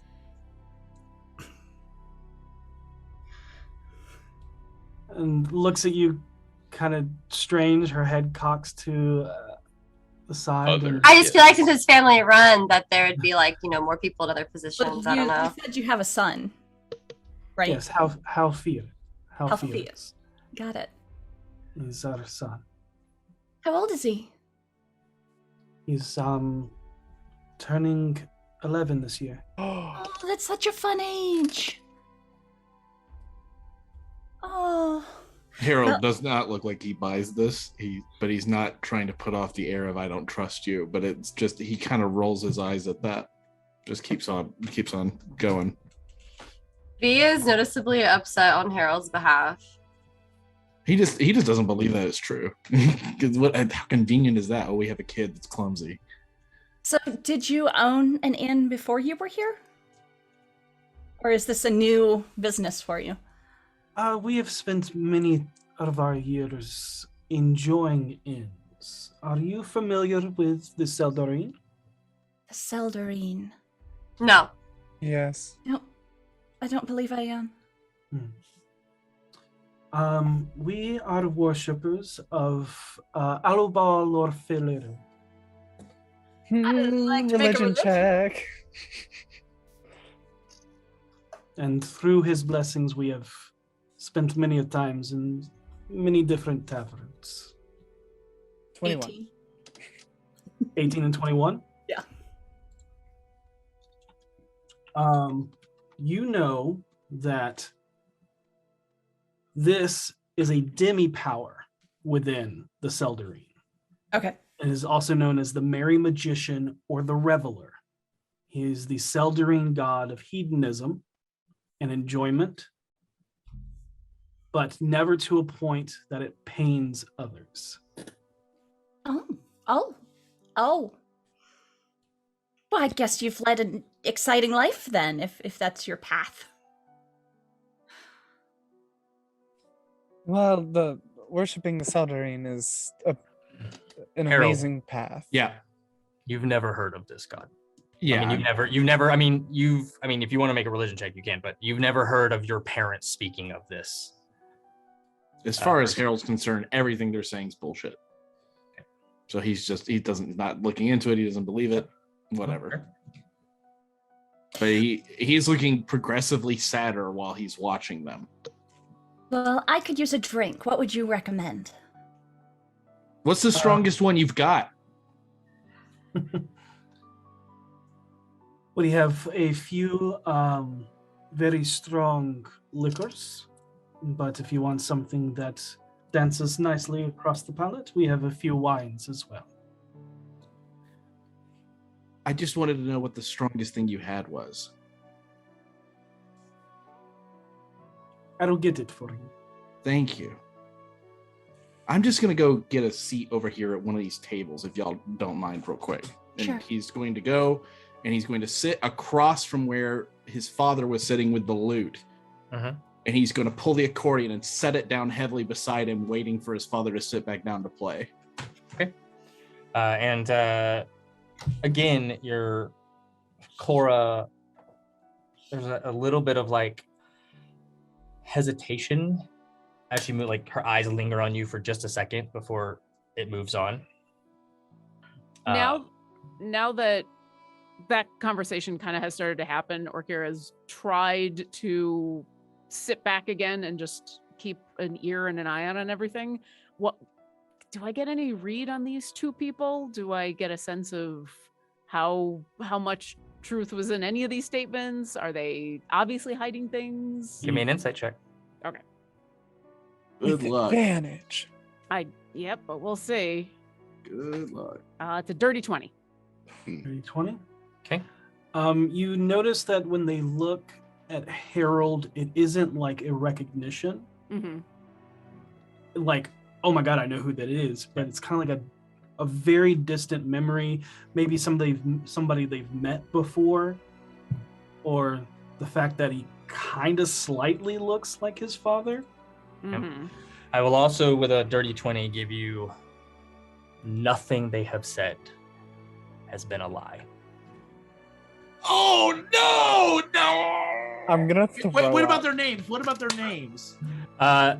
You know that's not their names. Okay. Or Kira, you even with the dirty 20, you can't tell that's not what they used to go by. Could be the same thing, same situation as Harold. Harold were to come up to you and say, "Hey, my name's Harold." Yeah, you have no context of what their names were to know that Yeah, and I think she'd be more focused on the mannerisms and the looks and the just general emotions that these people are giving off, especially when they're looking at Harold. So yeah. Mhm. Okay. Before we move over to Harold again, Voss.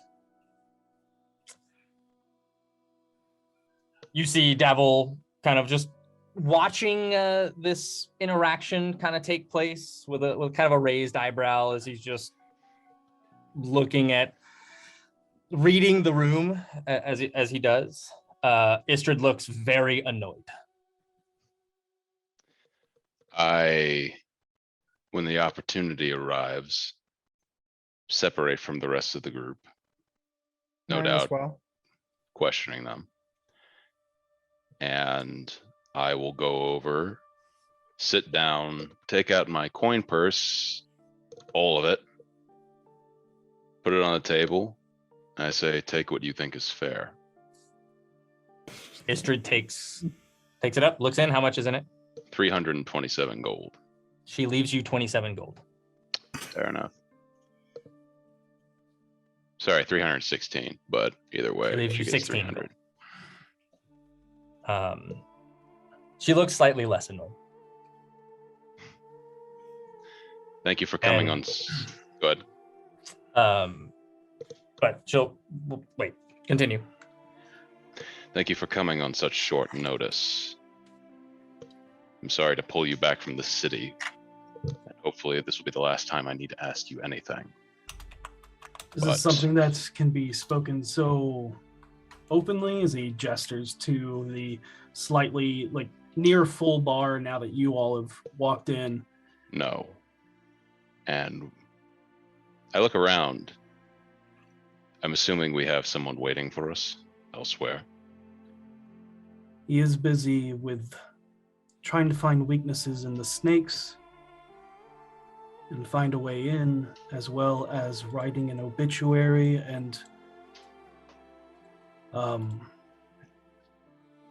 legal papers for the contingency.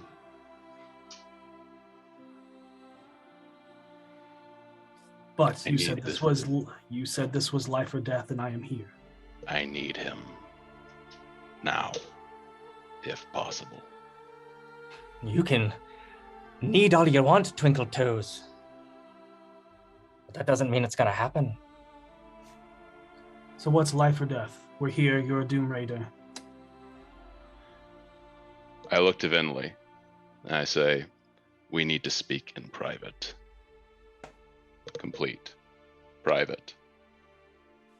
I unfortunately can't do that trick today. I would have to wait till tomorrow. I mean Doom Raider business. Very well. Fetch me if you need another sending. And she gets up and walks pointedly away.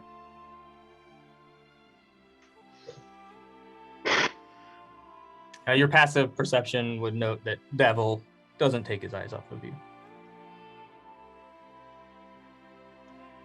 I pull out 2 letters. Put them on the table. Devil puts his hand on the letters and slides them back. You have a room. Let's go there then. You gonna come get your key? Yeah. I go find you knowing that you paid for it. I say, I need to borrow the privacy of the room for no more than about 10-20 minutes. Oh, what's up? A very intense discussion, but it is Doom Raider business, and I only hope you understand. I take it. I jerk my head towards the room. And once you come back, you head upstairs. And as you head upstairs, Davil looks at you and goes, so what was all of that? What do you mean? You could cut the tension with a knife. I can't speak for him, and I won't. But this place has significance for one of the members of my party. Is that what is life or death? I continue towards the room.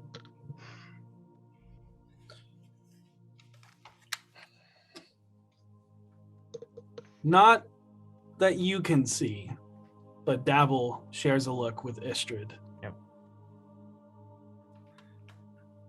When we're inside. Yep. You open up, and the room opens up into a fairly large room. There is a large king-size canopy bed, a sitting area with a couch and 2 chairs, an armoire, a standing mirror, a reinforced lockable chest, which there is a second key on the key ring to the room, vanity desk, and a writing desk in this room. I sit and I hand the letters again to Davil. This is what I need from Blaven. He sits down and opens it up. Starts reading. Reads the first one. Fair enough. Could be easily done. Opens the second one. Reads the second one. And as he reads through it, going through the paragraphs, It's hard to read his face exactly, but you can tell that there is some hesitation and his reading has slowed. You can watch his eyes kind of like scanning over the letter a couple of times.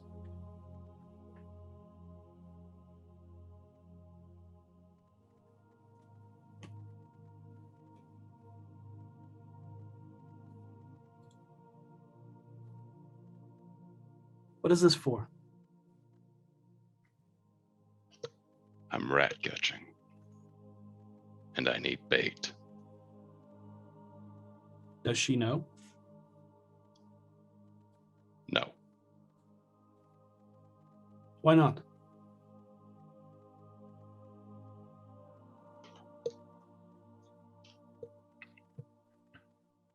We're moving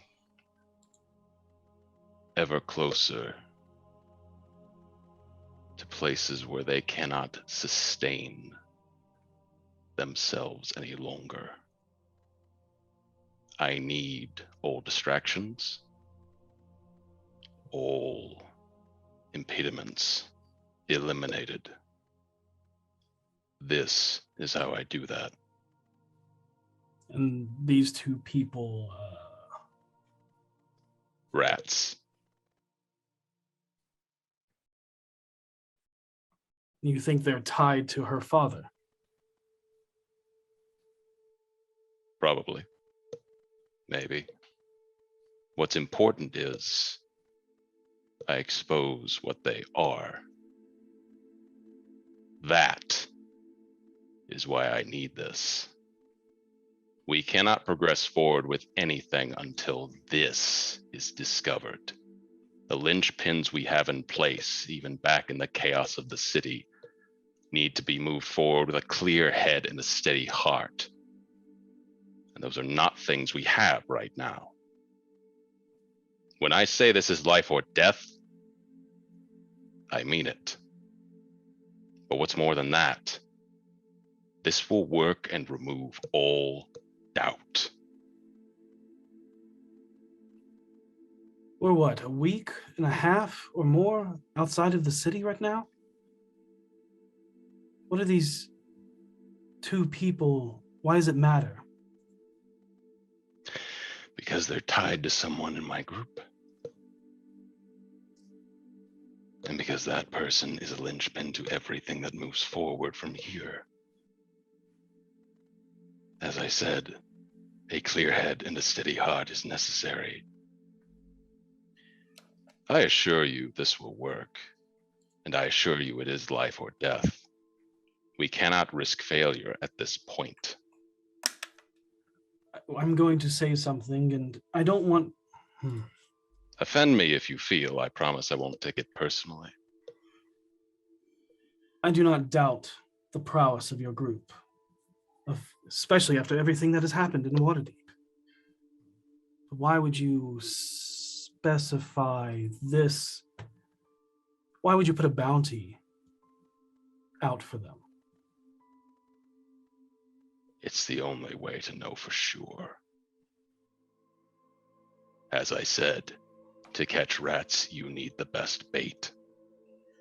Do you even know anything about these two people, these two rats that you're trying to catch? I don't, and that's why I need this. So Because what they is are to say- beyond our ability to detect by normal means. So what is to say if they are an entity that is actually far more powerful than you suspect, and they take this offer? Are you willing to put their lives on the line? Yes. All of them? Yes. Even your linchpin? Yes. Because If if this is done, if this is not done,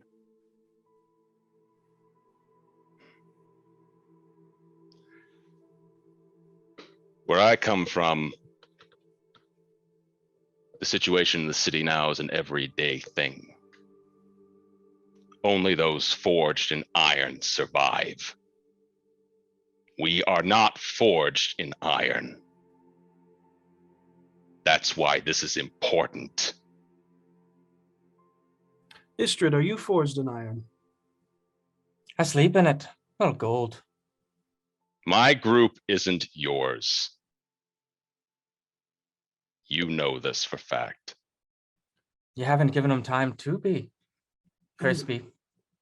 And I would beg to differ, because we've helped you along the way, and I've opened my arms to you all as family.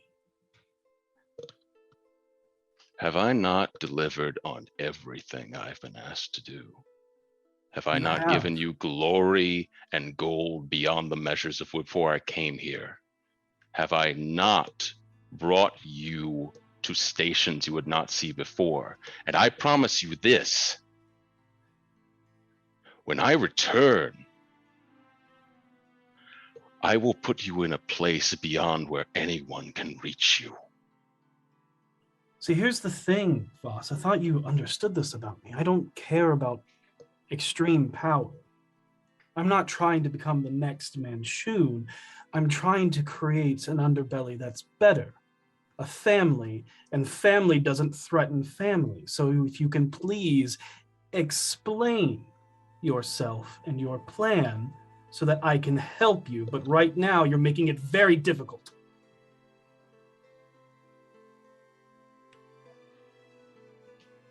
When you have a swaying thought, something that distracts you, something that keeps you from focusing,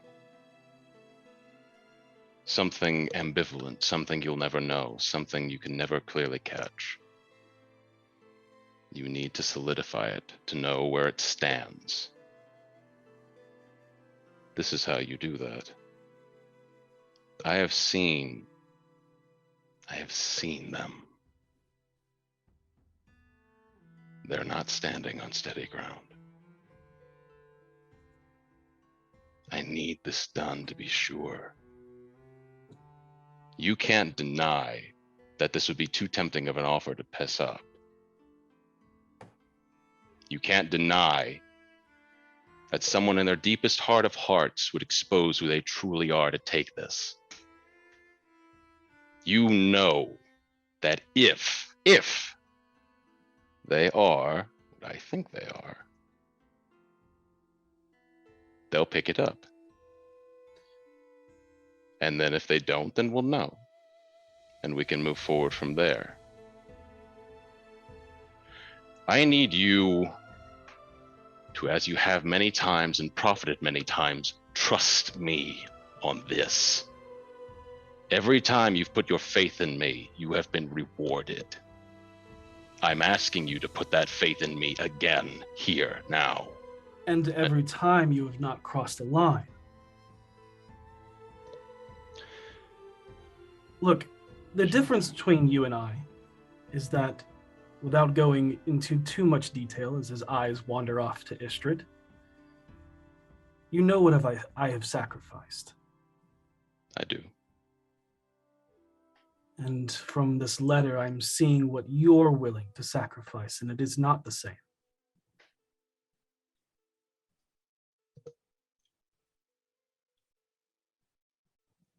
I'm willing to sacrifice everything because I know the outcome if we do not. You think this is a war for kingpin power? It's not. This is a fight for the very existence of the city and the very existence of us, our group, and the people around us. A noble family told me that a being beyond the realms was contacted in a time of utter peril. They summoned something from the other world, and we are seeing it now, here, infesting every part.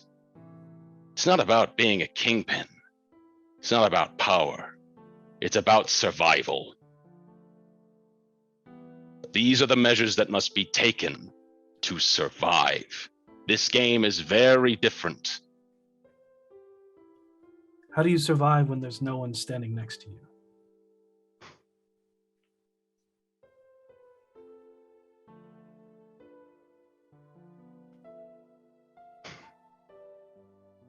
I need this. just as you said that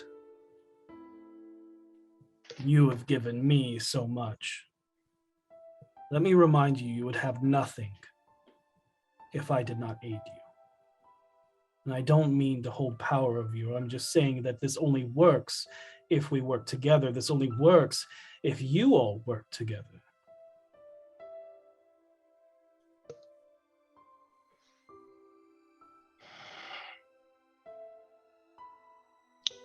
And I'm telling you,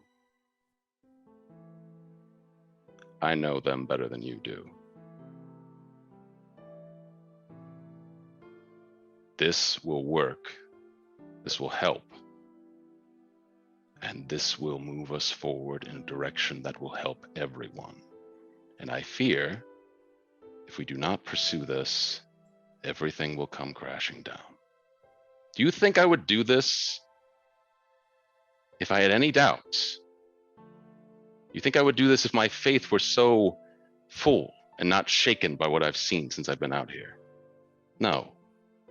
I do this because it is necessary, as I have always done, and as I have always will.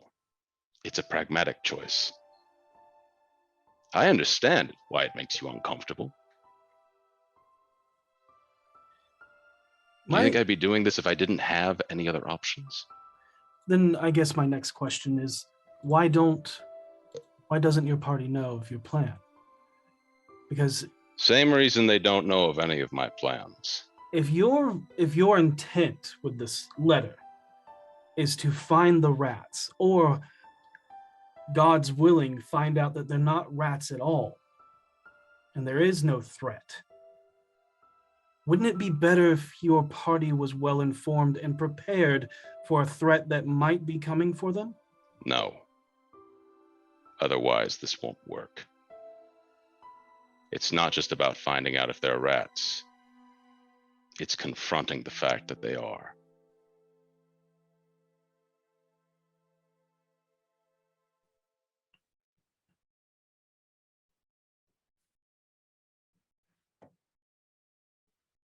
I see what happens.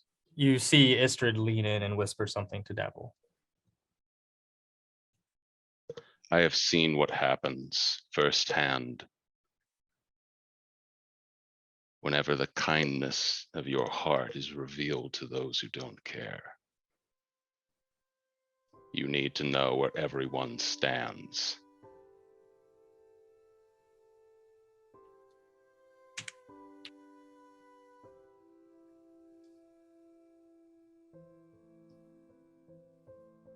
I'm not your therapist.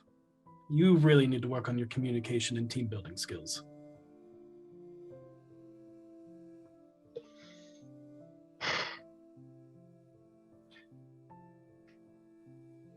Change it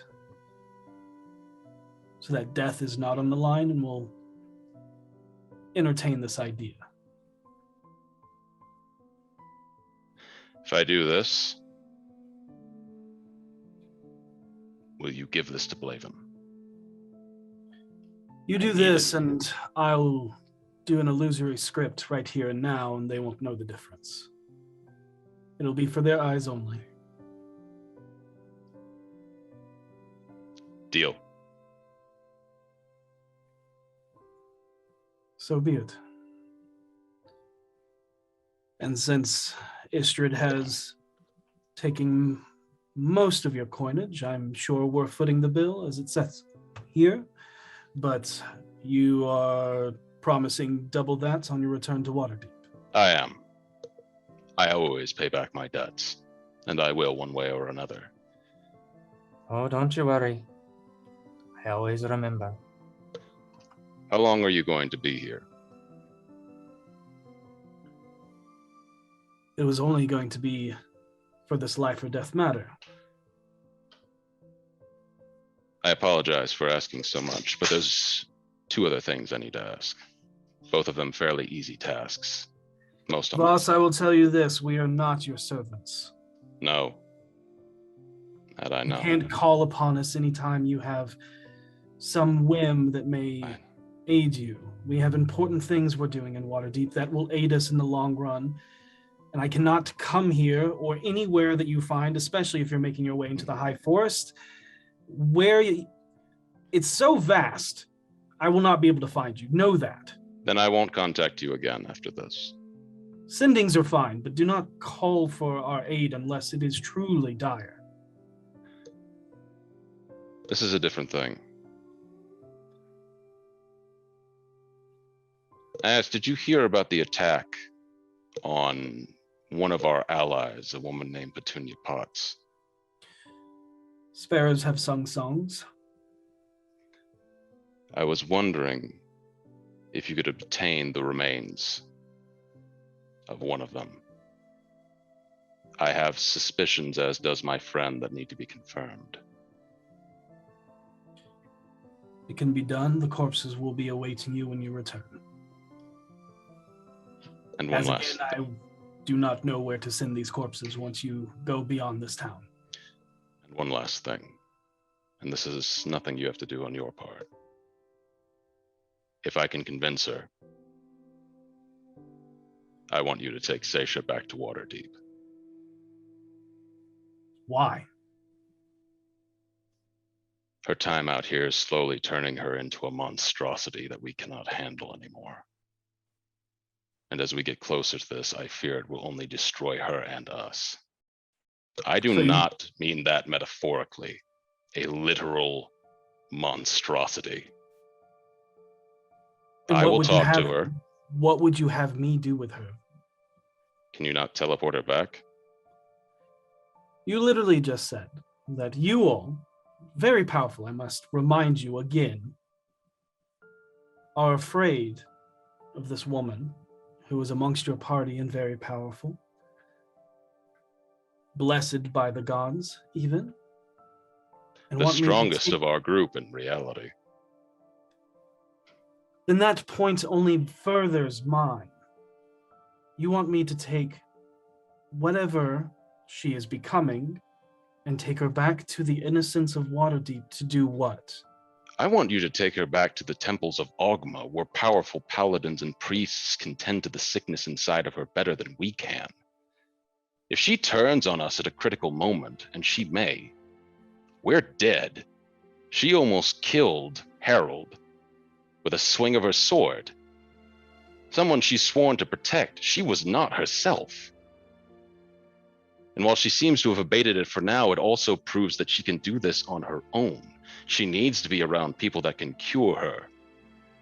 I admit, she is the strongest of our group. But if that's turned on us in a critical moment, we are dead. You want her to be around other paladins and clerics, yet you Capable have... of healing this sickness inside of her. Our own cleric has had some minor success with it, but we are not. I do not believe we are strong enough to handle this. Particularly if in the mines where we're headed, she turns there. I cannot fight the monsters in front of me and then the one at my back. I know that feeling very well. Talk to her. Talk to your group. Not her alone. This has to be a group decision. I already know how the group will vote. Then why are you asking me to turn against them? I'm not asking you to turn against them. I will talk to her in private and she'll have to leave on her own. I don't know if she will. In fact, I doubt she will. But the group won't see it that way. The group won't see the enemy in front of us or the one at our back. In fact, it's almost selfish to not do the thing that would help her more.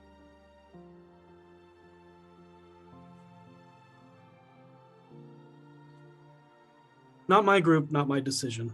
I agree. So therefore, my answer is no, until it's unanimous. Also, I don't know what was in that letter. I didn't read it, but I can pick up context clues.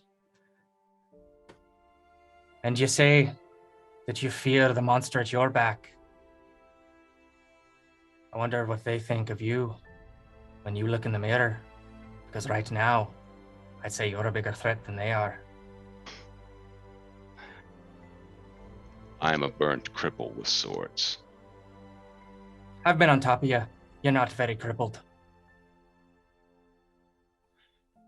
You are burnt to crisp, though. In the same way that she is the strongest, I am the weakest. I am a manageable threat at worst, I've and a seen boon at best.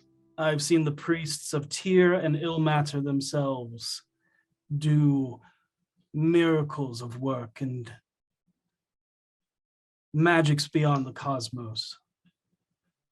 Do not doubt the power of those that find themselves less suited than how some of us are born.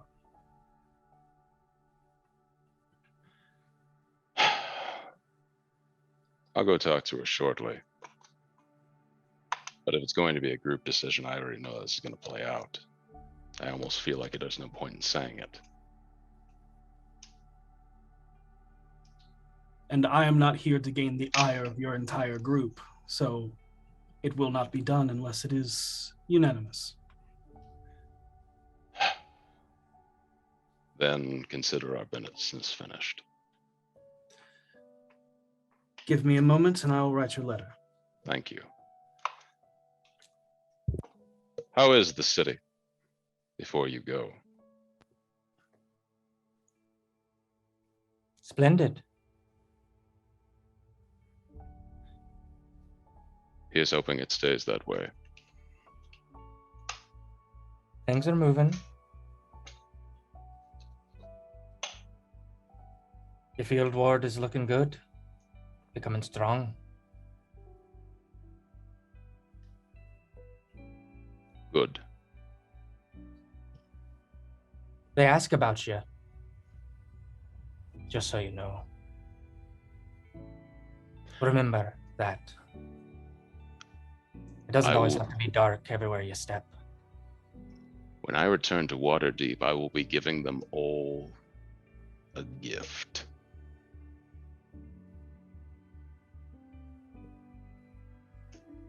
Involves that package I told you about. When all is said and done, I assure you the field ward will be stronger than it ever was. They deserve it. So, here's your letter, and as you look at it, there's nothing there. It's your letter that you wrote. No different. I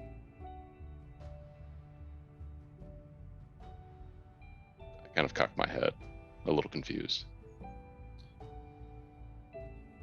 To the right eyes, it will be illuminated. You are not one of the people it is addressed to. You see, like, certain sentences and things are marked out from your letter. Understood. I nod. I know you may not understand this and certainly don't agree with this, but this will work. For your sake, I hope it does.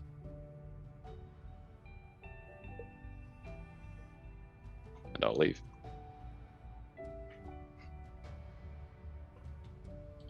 And as Voss makes his way back down in the tavern, before we get back to what everybody else was doing, we're going to take a break. Thank you all so much for joining us for a very exciting first half. We will be back very shortly for the riveting second half of this very intense episode.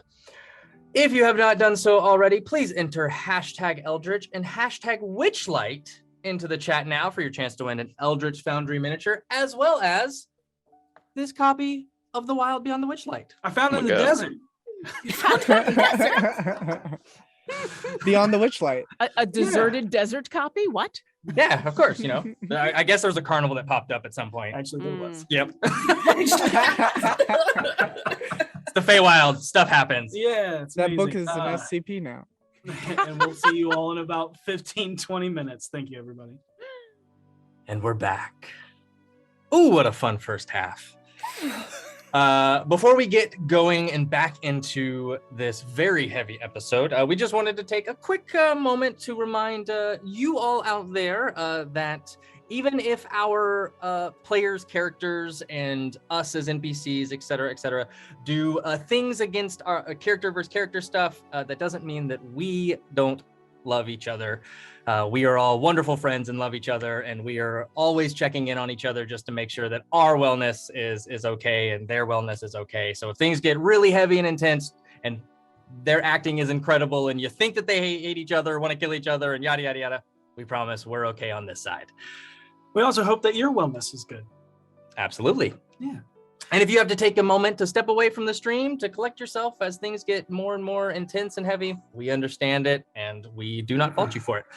But with that said, let's jump back in it. Yeah. As the conversation with Voss and Davil comes to an end, we are going to shift back downstairs as Harold sets the accordion down in front of the loot at the closest table that he could find to sit at, and just waits as the older human behind the bar, Harold's mom, speaks to Seisha, or Kira sits back and just watches. Vinley, kind of a little irritated. She's staring at the stairs waiting for people to come down. And V, who I imagine is just watching Harold. V is kind of angry on his behalf and isn't the best at hiding that, and just looks sort of like eyebrow raised, sort of like, Okay. And you watch as the dark-haired elven man makes his way back over to the loot once again, and kind of addresses the tap room. Apologies, but your entertainment shall be commencing shortly. As he starts to tune the loot just to make sure that it didn't come out of tune while he set it down. And kind of seeing your accordion in front of him, he'll kind of make small talk with you, Harold, as he is tuning his lute. Are you a musician? Yeah, actually I am. That's I've seen a few of those around, but very rare instrument. What's it called again? an accordion. He's only the best in Waterdeep, so you know.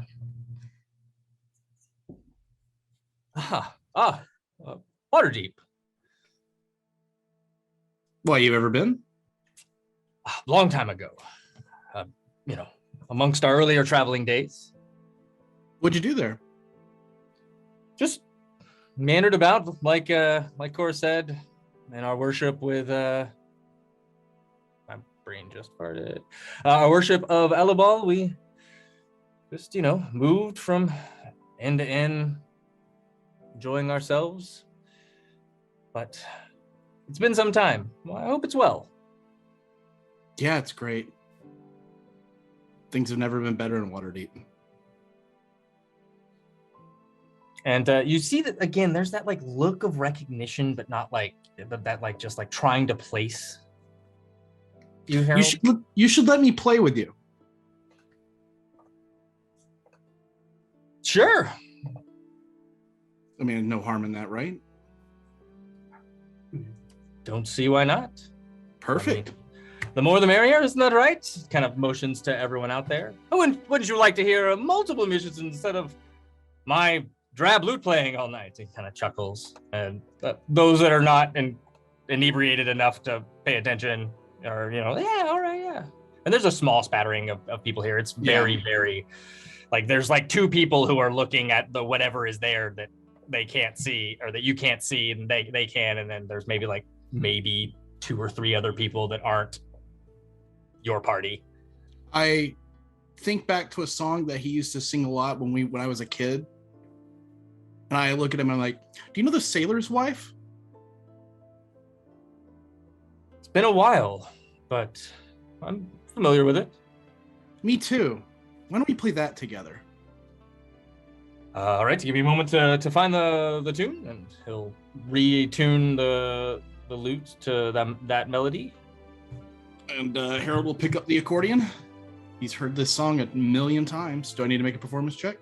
Of course. Go ahead and make a performance check. 27. All right, so let me go ahead and that's right. Yes. Should have made but- popcorn yeah, during yeah. the break.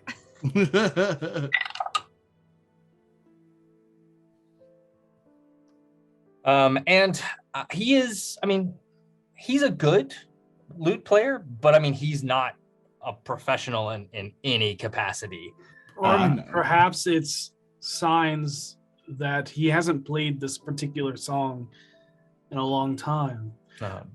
Or perhaps it's your familiarity to it that is catching him off guard. But he got a 12. Okay.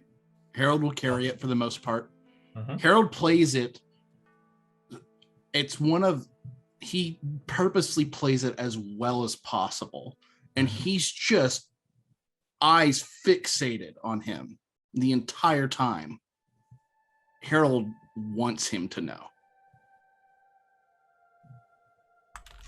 But he knows that this isn't going to be enough. He's already certain it isn't. So he's just glaring this guy down. It is clear, if this guy has any level of insight, that Harold is growing more and more irate the longer the song goes.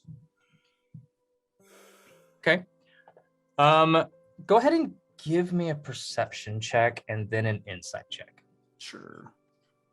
Perception is a dirty 20, and my insight is a 22. You can definitely see that his eyes keep shifting to your mom behind the bar, very subtly. But you clock it. Am I getting the sense of we've been made, we've got to get this guy out of here? Or is it like there's something wrong, I don't know what? More the latter. Okay. There's something going on. I'm not sure what. And you can basically mainly tell it through his lute playing, where it's not quite as good as you remember it. But there's definitely uneasiness.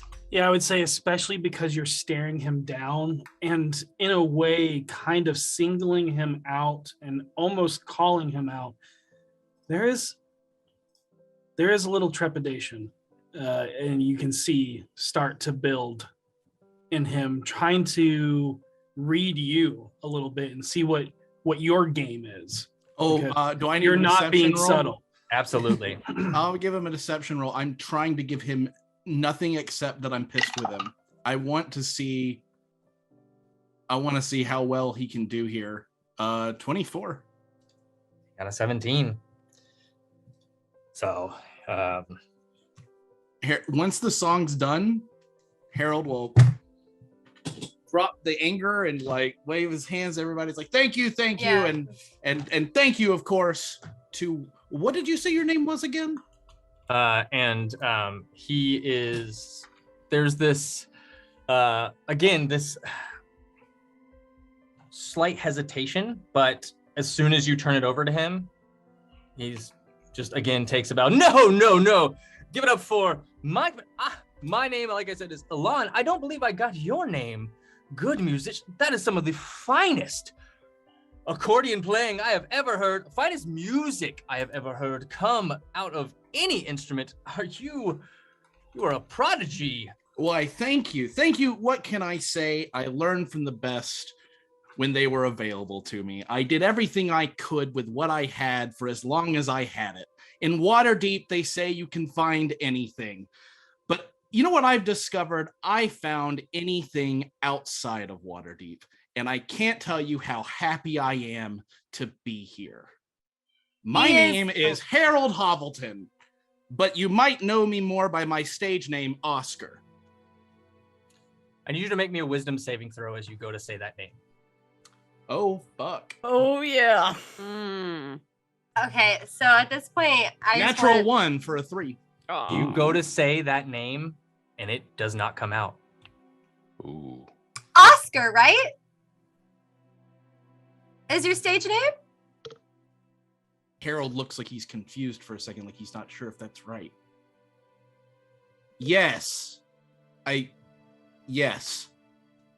And based on that alone, there is an extreme shift that you can see in this man's face as it switches from the latter of like trying to figure out what is going on with you to, We gotta get the fuck shit. out of here. Yeah, something, because it feels like you're playing off of something of their past and they just got made and you're Right. coming for them from Waterdeep, and you can instantly just watch that his face goes a little bit paler as he looks over. Why don't toward- you and I get a drink together? I'm very thirsty. I wouldn't mind sitting down with you and having a little talk.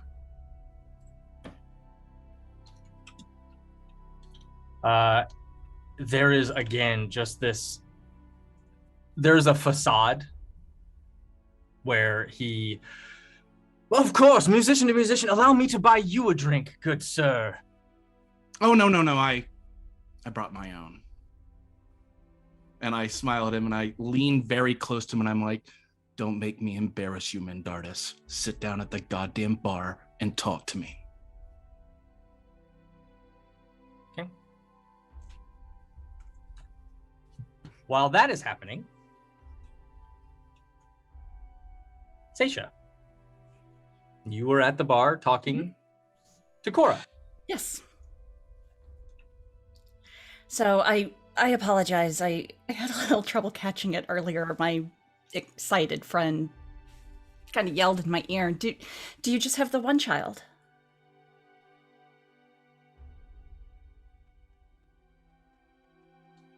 out of play. I'm gonna roll an insight on you. Okay. Because this is the second time. That's what I was gonna say. This is the second time you asked that question. I was like, No. First time Seisha's asked, but the second time this has been directly asked towards her, so it feels very pointed. Yeah. And yeah, let's see. Oh, don't. Do I need to roll deception? No, I rolled really low. Okay. Why do you ask? Just making small talk. I really like kids.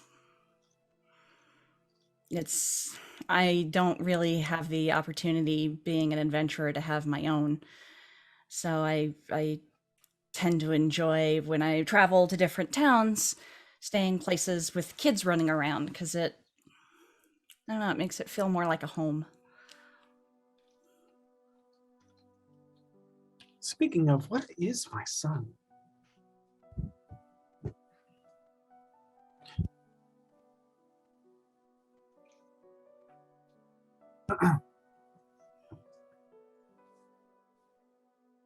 There is only one son for now. Oh, for now. Oh. You're setting roots here then? This is where you're going to stay, you think? We have plans to, yes. That's wonderful. Oh. How did you guys meet? It was in a bigger city, and I mean, look at the map. I can understand. He is very And handsome. But you're gorgeous, so it makes sense. you're too kind. Age has been kind to me, yes, but not for long. It And, must be difficult being in love with an elven man. I only thank my stars that he loves me every day. And is there anything I can get you? Could I have another glass of the wine? Of course, dearie. Coming right up, and kind of stops the conversation there and goes and gets you some wine and comes back and see her husband start to look in her direction. You know, Song is beginning to play and Mhm. upbeats happening. Hmm. I have not heard him play this song in so long. I actually know this one. It's a beautiful song. Is there a reason he hasn't played it? Ah.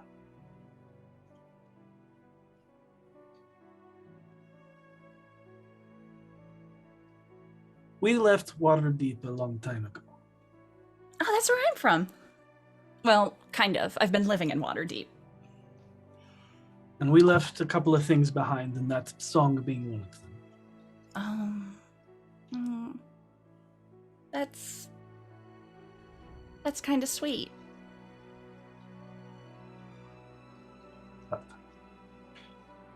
So But tell you- me about yourself and your party. You have me talking about me Oh. and my family, but we're just out here in this tiny dust town. Well, we are a group of adventurers, which I never thought I'd get to say, so that's kind of neat. We actually just left Waterdeep. We're on our way to the Star Mounts. We're on this grand adventure. We've come down, we came down through Daggerford and kind of went up Unicorn River or Unicorn Run, and we're getting ready to head into the High Forest. Which, do you know anything about, I saw they do a currency exchange. I suppose that's for going into High Forest? I would guess I've never been into the High Forest. I don't have needs to make currency exchange. We've only been here for 8-ish months now. Oh, okay. Well, you've done a beautiful job with the place. It feels like it's been here longer. We had to rebuild it. It was destroyed by some giants. Oh, there are giants around here? And kind of points in the direction through a wall, you know, towards the west, all throughout the Forlorn Hills. Oh, I wonder if I'll get to see one. I would pray not. I hope Please not. don't, like... I mean, I'm all about having new experiences, but that one seems like it would be a bit much. This place used to be called Where the Maiden Dances, but... It's pretty. I hear that it was, but sadly, more than just the building perished. Oh, no. Oh, that's so sad. Hey, can I ask you about something? You seem to be asking a lot of questions. But... That's me in a nutshell. When we got here, as we were coming through town, we heard this lovely older woman giving some mail to the mail girl, and she made a remark about, I think it was her grandson, was away at a mage college in Baldur's Gate.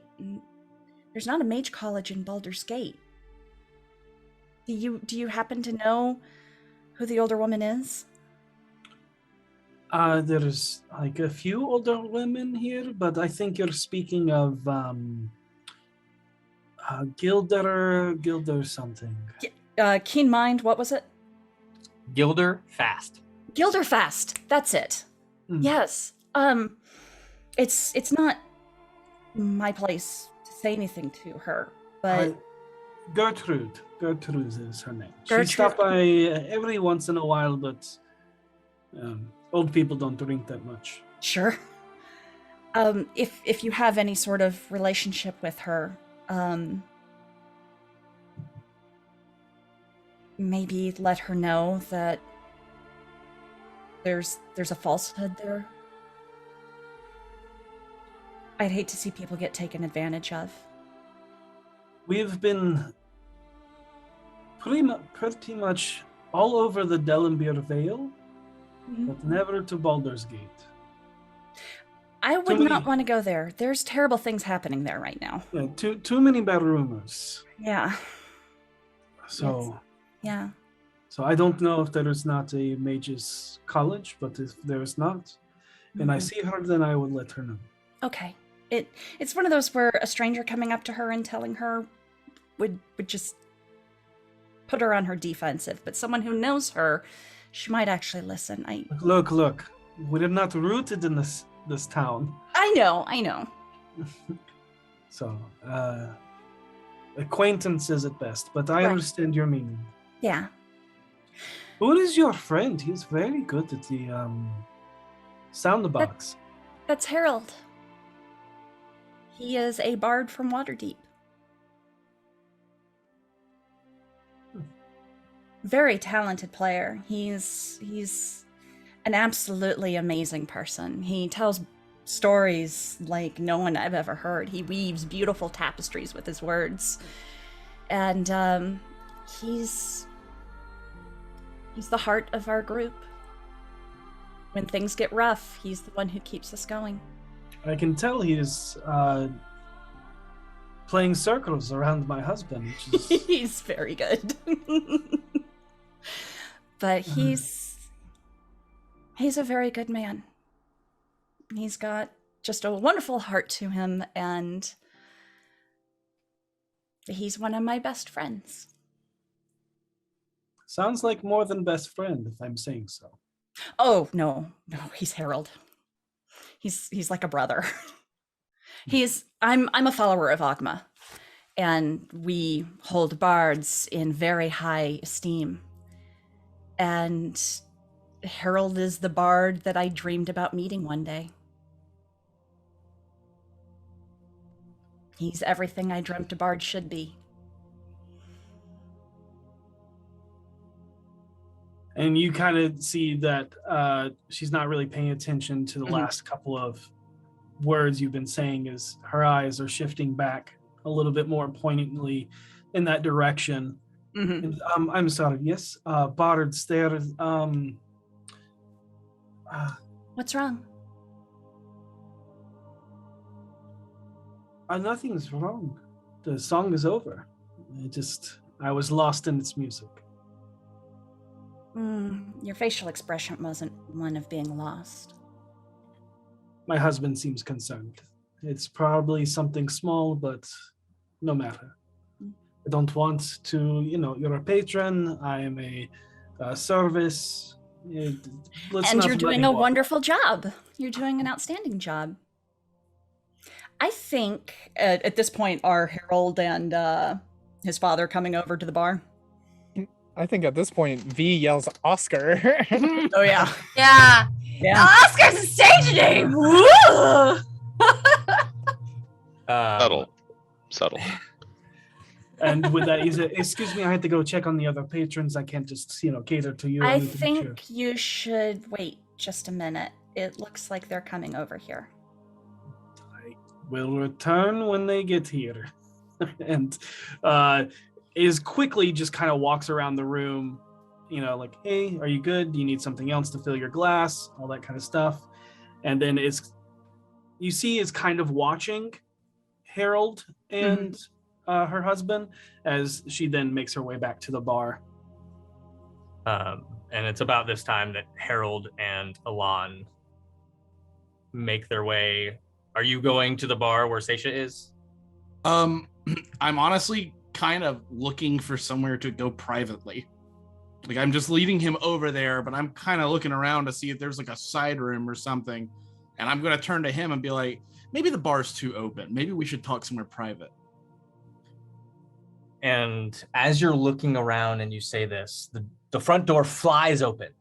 And this figure that walks in instantly walks to where the shelf is and puts a hand up, but realizes that there's not a vase there and continues walking. Is it an adult or a child? Well, we're sending you guys an image. Vinley halfway pulls her wand out, like her wand's out of her sleeves, and then sees the image and slides him back in and rests her hands back down on the table. Oh my god, how much does he look like me? Do we look similar? Yeah. And walking in is a half-elven boy about 10 years old with raggedy clothes, just loose-fitting, shaggy black hair. Little scrawny, but very similar facial features, and walks up and goes,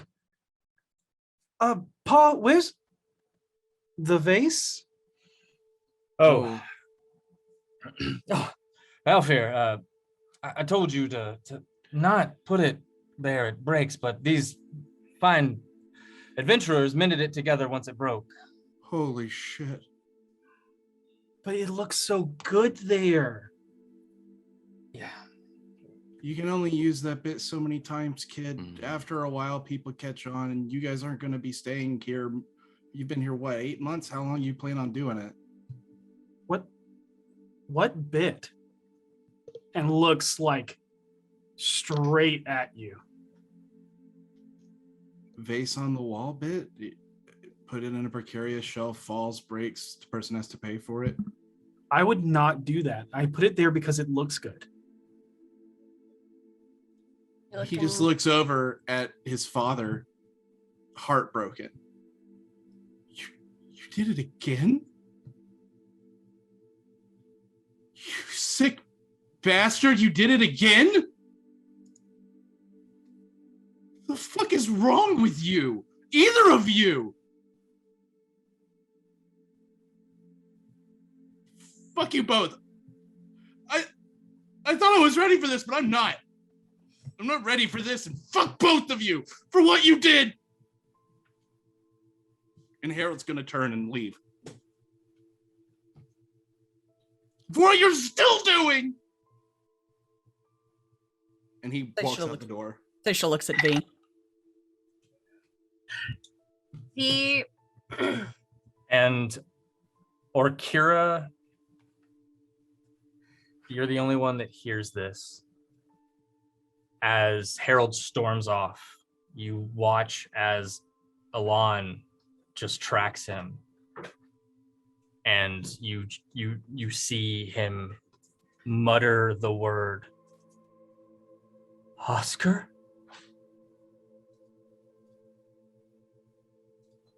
Do I get the sense that anyone else is rushing after Harold? V.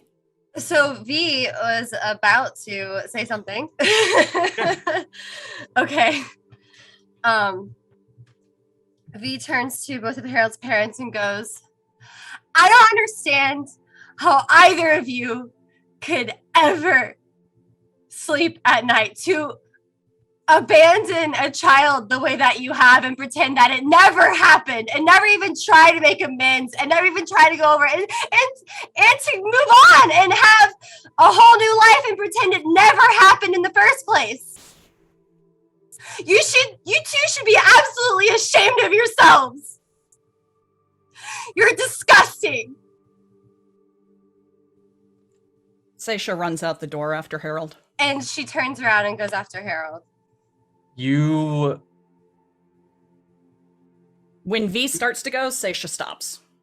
You see Alon not even react to your words, V. His eyes just fixated on the door. You don't even know if he heard you. And you see Halfir.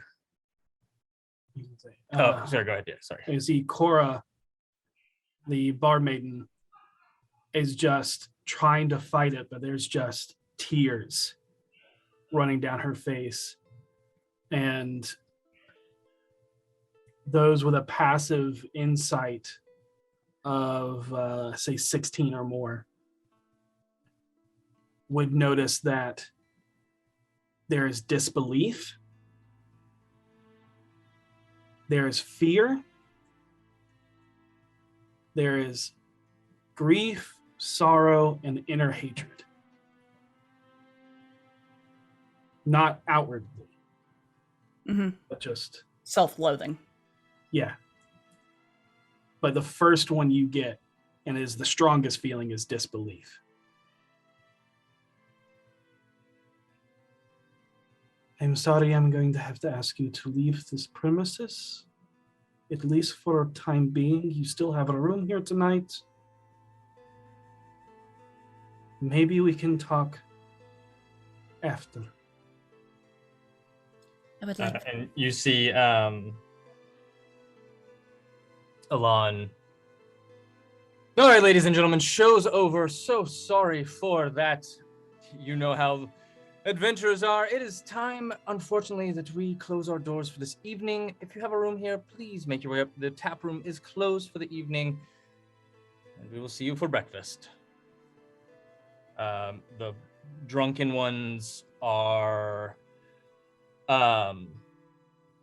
ushered out safely to make sure, by those that are sober. They're designated walkers. And you see the son, Halfir, who you have learned is his name, is just kind of standing there with this What is going on? yeah, what the hell is going on? I'm gonna go upstairs and get Voss. It's about this time that he is walking down the stairs. Well, things just got out of hand. We've been asked to leave for a little while. Harold is somewhere out in the dark. We went after him. I suppose this was inevitable. Where's Davil? Davil has his own business to attend to at the moment. Oh, okay. So he's just going to speak with you.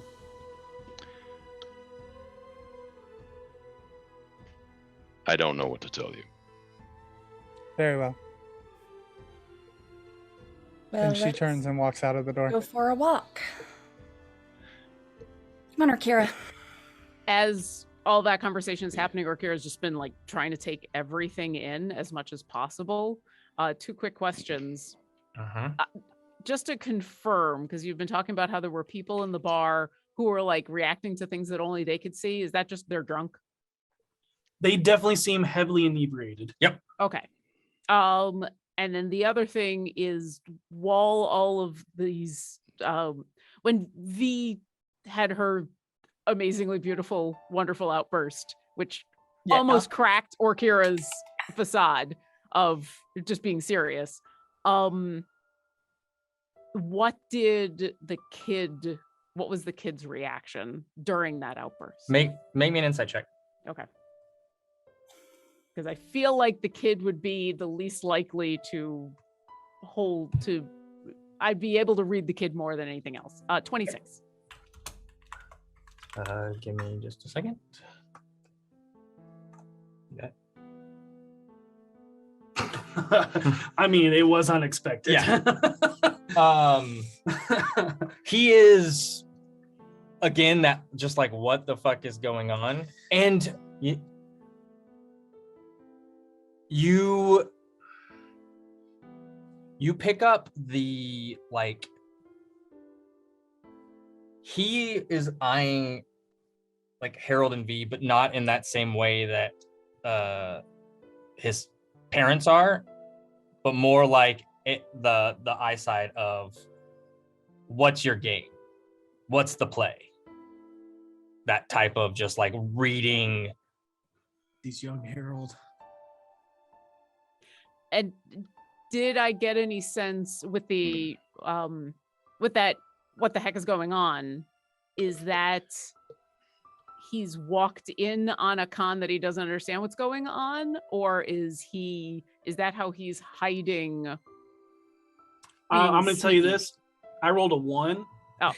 Okay. So face value, 100% walked in on something that he did not expect, and was kind of in the beginning watching him. It's kind of what the fuck are you doing, dude? You're kind of not being You're cool giving right away. now.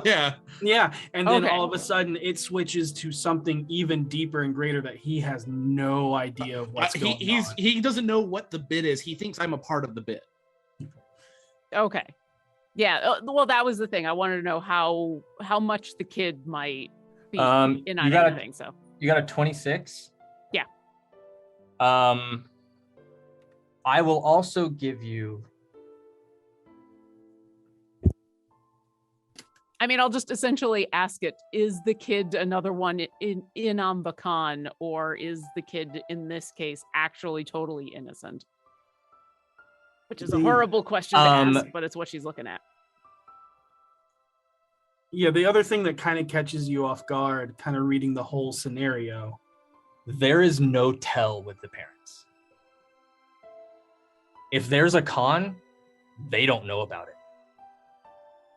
The kid, you mean? The kid doesn't know about it? No, the parents. Okay. Harold's parents, they're like with the vase thing, when Harold was talking about the vase and the gag and all of that, the kid was like, shut the fuck up, dude. What are you doing? The parents, This is a full bar. the parents, there was no tell. Either they're that good or they didn't know. Okay. And I'll follow everybody out at that point.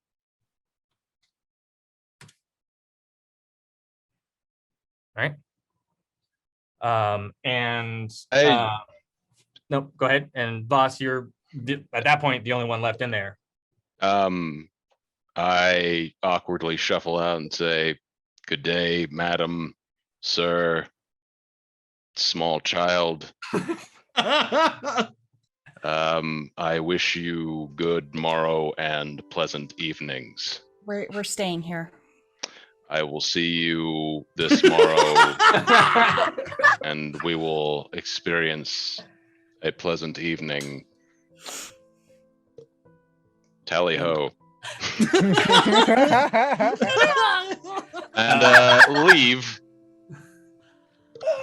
As you're leaving, you can hear them kind of say to each other, "Tally ho," but kind of like a, "What is happening?" Yeah. And then also You other- or Kira, as you're leaving, the last thing you hear as the door closes is Alon turn and say, "Elfia, there is much we need to talk about." what is going on? And as the door and you get too far away out to hear details of what else is being said. Harold, what are you doing? He's sitting on a bench nearby or something, just sitting somewhere in a public area. And he just looks miserable.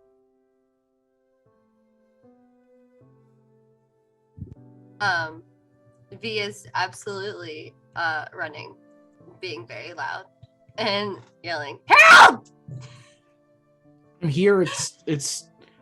I'm here. Oh, okay. Sorry. I am so sorry. I don't know if I was out of turn. I don't know if I was supposed to let you take care of everything. I don't know if I was supposed to say anything at all, but I couldn't sit there and just let those people act like they have never done anything wrong in their lives. And you deserve so much better, and you are so much better than they could ever wish to be. And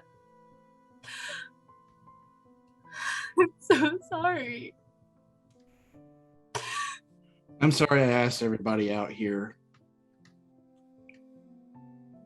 It was stupid to think they could change. It was stupid to think they'd care.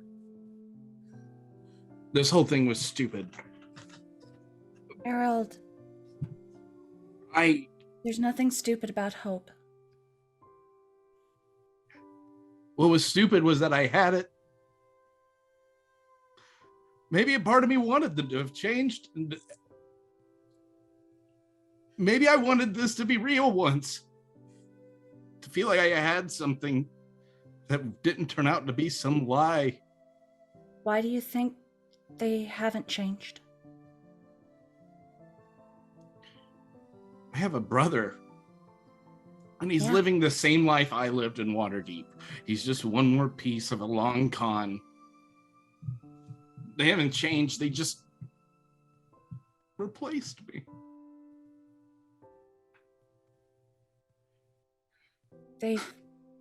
I wasn't in on the game, so they found a new one. And now that kid stuck in the life I had. It's a nightmare. I don't think I can help him. I think you already did. I think V just did. And if you need to not do anything else, I totally understand, but I have more questions. Girl, if they had changed, they would have tried to find you. They would have tried to make amends. They would have. You just don't know them. That's not how any of us were.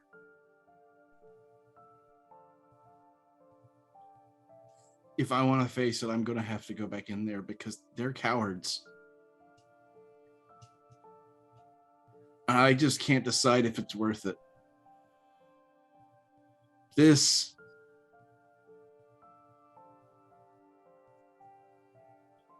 I thought time would make a difference, but it hasn't. I just thought maybe if I had another chance, I could fix it. It's so ridiculous saying it out loud. It's not ridiculous. I just thought I could have a family for real and not. Seisha walks over and sits next to Harold and slides her hand into his. Harold, you do have a family. I know.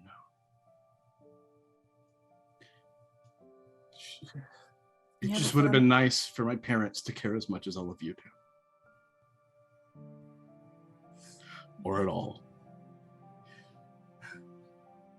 Trust me, I know the feeling. Harold, I saw something in your mom that I didn't expect to see. I saw self-loathing when she realized who you were. Yeah, it's real hard to face the truth. It is, but I don't know if it makes a difference to you. But she knows she wronged you. And she feels it.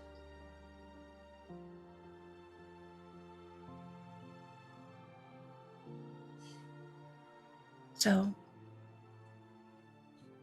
I don't think it's a total waste coming here.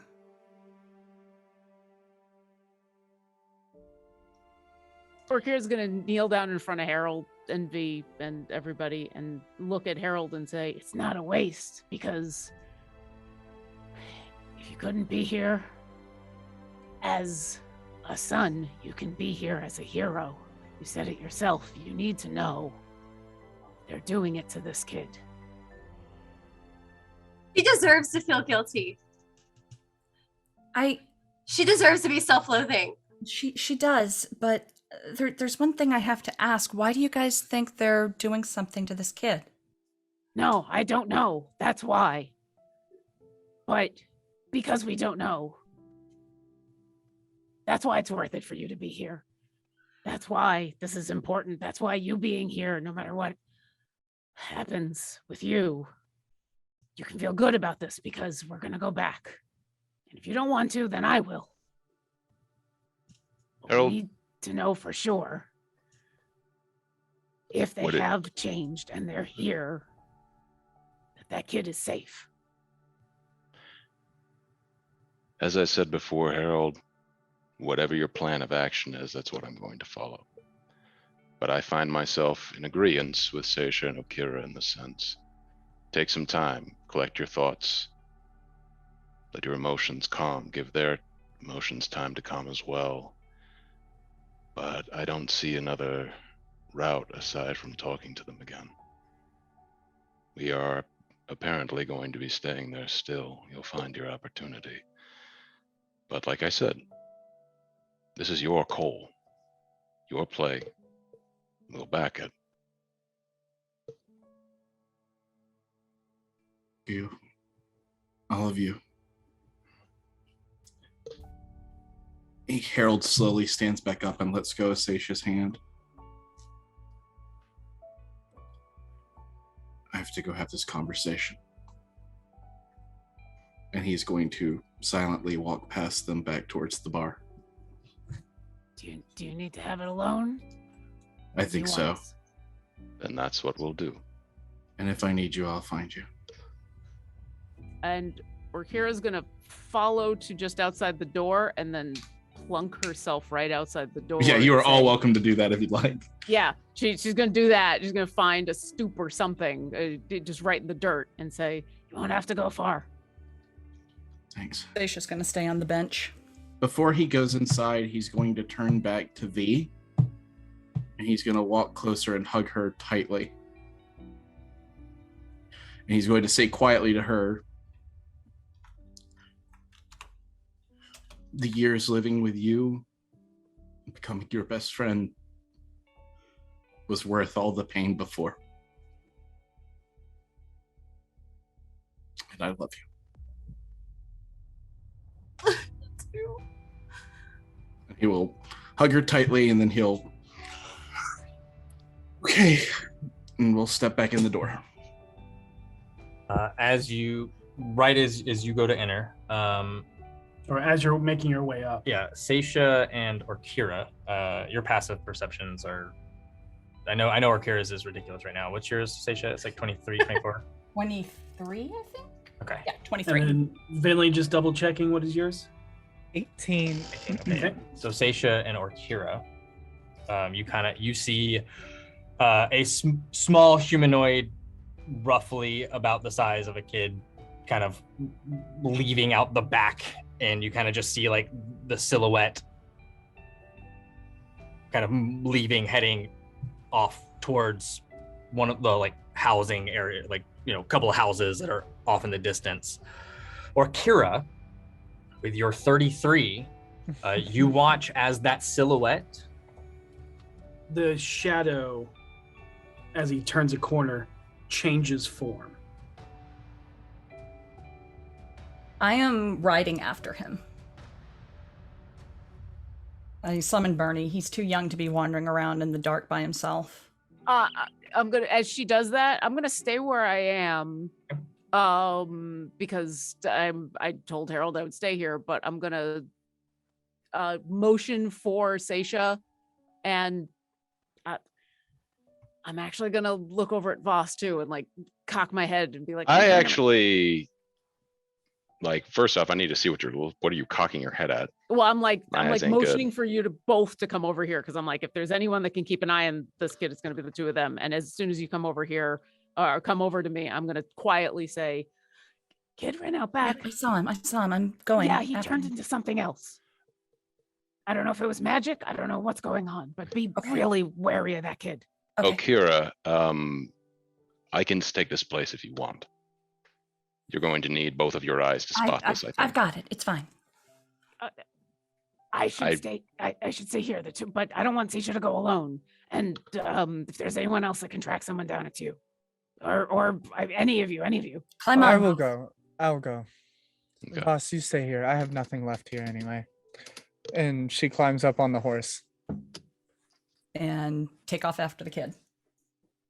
Where I saw him dip around the corner. I didn't see him change, but I saw where he went. Yeah. Yeah. And so you get around the corner, maybe a perception check. Can, can I make one too? Sure. Yeah. You're actively looking for someone that's Oh, off sudden. 12. There's no kid. There's you gonna go. There's it's like a small little road that kind of leads to a couple of the farmhouses that are closest to the town proper. You do see kind of coming like from like another, maybe from inside of a building or whatever, you see what appears to be an older man kind of walking with a little bit of a limp. Mhm. You can see his clothes are, very dirt ridden, very work-stained hands, you know, very definitely that farmer, you can see he works heavy. Yeah. As he moves heading down towards one of the farmhouses. And this person is alone by themselves walking around, but is not alone in the town. It's not like it's you and this person. It's everyone just got told to leave the inn, and other people are trying to make their way home as the sun has disappeared over the hills of the Forlorn Hills. So it probably won't make a difference, but divine sense. Nothing. Stuff on Binley. Okay. Could I make a check to kind of see through illusion if this is truly Harold's little brother and he just changed form? It's probably illusion-based magic. Sure, make an investigation check. I'd like to do the same. And you have advantage. Oh, thank God. Dirty 20. Dirty 20, or no, 19. Sorry, 19. And both of you, as you kind of look over, you see there is a shimmer to that old man that's walking. Yeah. Very faint. Right. I'm going to ride over and dismount. I'll get off too. What was the kid's name? Halifir? Halfir. Halfir. Halfir. No, he is one of the Mendersal's kids. Halithir, I'm a seeker of Agma. I'm a wizard from the Black Staff in Waterdeep. I can see through what you're doing.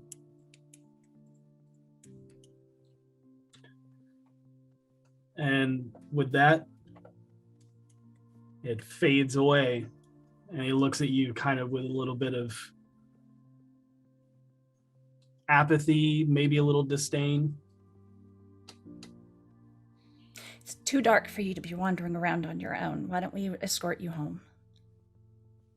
Or any other place you would like to go. You don't have to go home. I was on my way to spend the night with my friends. Apparently, my parents have something big to talk to you guys about, and then I guess me tomorrow. So, okay. And who's gonna do anything out here? Look, you can see everywhere for miles. You can, and I am a very paranoid person. So if you want, you can ride Bernie, and we'll get you there. We just want to make sure you're safe.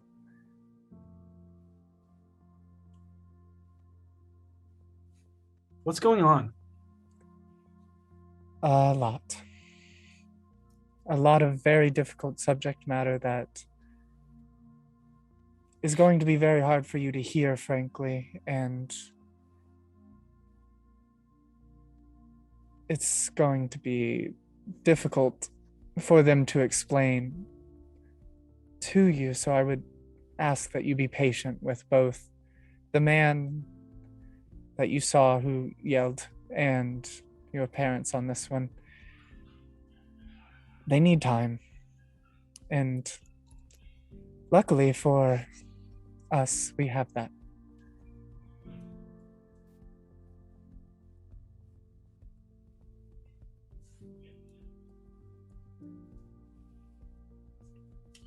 Okay. All right, hop up. Do you like scary stories? I don't need to be babysat, so I'm protected. And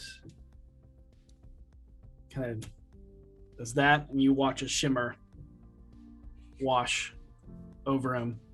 Can I roll Arcana to see Yeah. just exactly what he's doing? Sure. Of course. Oh my god. 13. Is it a spell I can cast? It is a spell you can cast, Okay. but That would give you advantage, I think, to identify it, Oh, cool. right? I think so. I think that's how it works. Sure. And dirty 20. Okay. Sanctuary. Oh, it is a spell I can cast. And he Oh. turns and starts walking towards the houses. As he goes, I'll slip in a shield of faith. Hold on. Not great at this, but okay. It's enough. Yep. I can do that too. Soon we'll talk about who you follow exactly. And she flashes her ring that she knows he will not know what that god is. And he'll pull out a Goblet. and drinks from it, and you see another spell kind of wash over him. Oh. I thought that was a lie. She says under her breath. It's just You can- barely to where he can't hear it. And if you want, you can Arcana that one too. Yeah.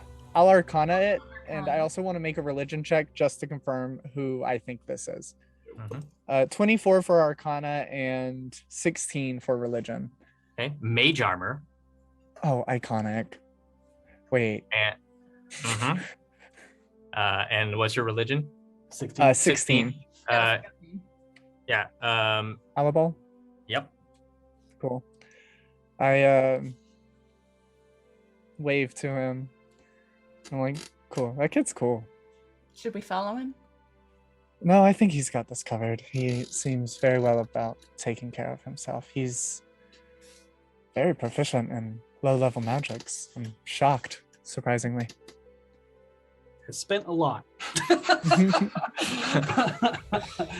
But He has promise. but the insight that you get just passively is kind of putting on the show of like, I can handle myself, so you don't follow him, if that makes sense. He's like, I'm good. I'm big. I'm strong. I'm tough. Leave me alone. I can handle myself in the big bad tiny town. Yeah. I think he'll be okay. He's got a hard conversation ahead of him. Yeah. Very different than what his god preaches. What's with you? What do you mean? You're very curt tonight.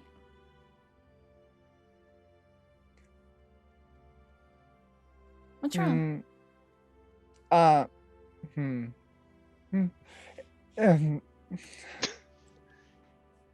I was looking forward to speaking with Davil before he left, but I guess that wasn't important enough. He left?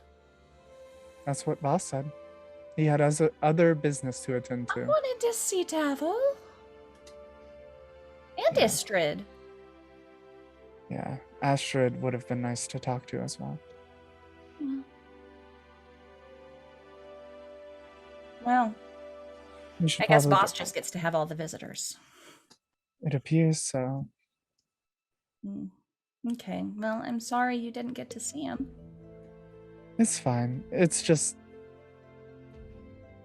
It's hard to communicate in 25 words what's going on in Waterdeep. Yeah, And I just want to make sure everyone's okay. yeah. Me too. I'm disappointed mostly. Venley, And serendipitously, voice enters your mind. Goldilocks wants to meet. Black Bull's tail. 1 hour.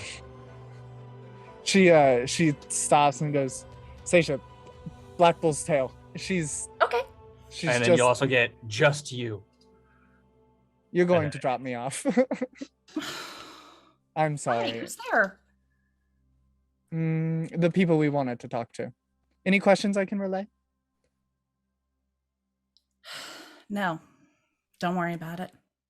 But no, Come on. because this is what I was doing earlier. Come on. I'm going to get you there safe. Thank you, Seisha. Mm-hmm. And I'll wait for you outside. I'm sure they'll be willing to talk. It should No, just ask for me alone. No, it's fine, Voss. Come on. She like chest bumps the back of Seisha, metal on metal, just like, just frustration of like, I don't know what to do. And I will take her there. Okay, great. Can I real quick something?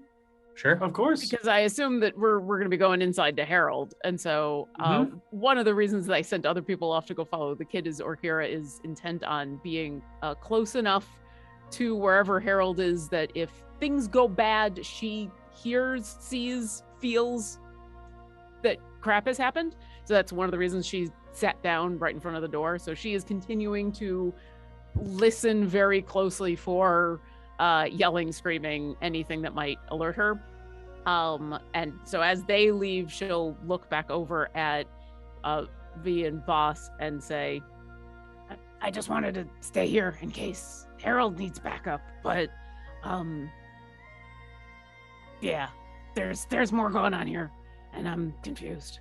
Also, that was a really lovely speech you said, and I think you should be super proud about everything you said on Harold's behalf, because that was amazing. Thanks.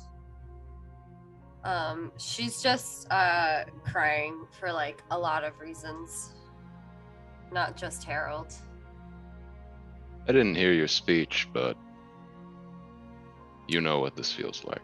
I pretty much just told them to go fuck themselves.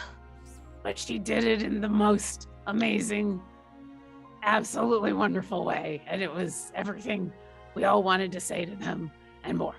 Didn't It's hesitate. everything no child should ever have to say to their parents. You didn't hesitate for a second, did you? No.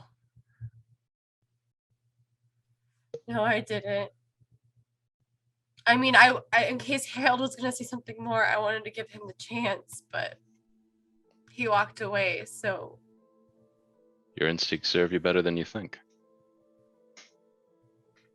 they're horrible people, and I don't care if they act like they're guilty or regret it or anything, because they never tried to do anything to change it. The frustrating thing in this situation is that, much as we all would like to intervene, I look to Okira as well, Harold has to come to terms with this one way or another. I agree. And I just hope that, like V, we choose our moments wisely when it's time.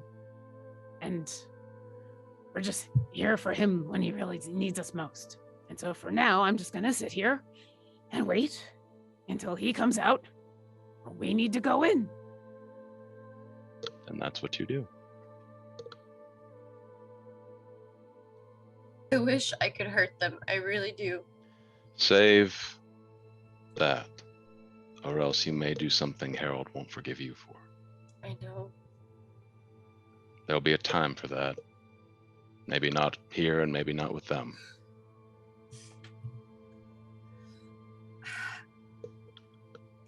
I just don't think it's possible for them to hurt enough.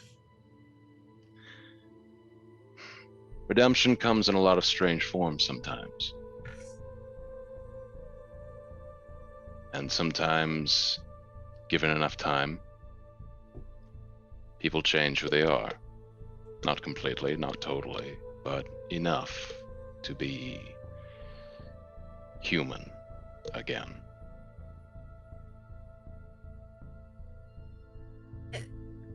The fact that they have another kid, even if they're trying to use that kid to redeem themselves, it doesn't, No. as far as I'm concerned, it doesn't make a difference. No, it doesn't. You can't mitigate the past or your actions that you've done.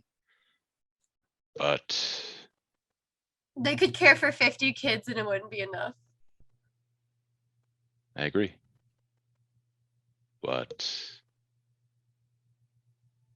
they simply have to sit in what they've done and move forward as they see fit. And they'll deal with this as they see fit, and perhaps if the gods smile on us, they may yet surprise us, and more importantly, surprise Harold.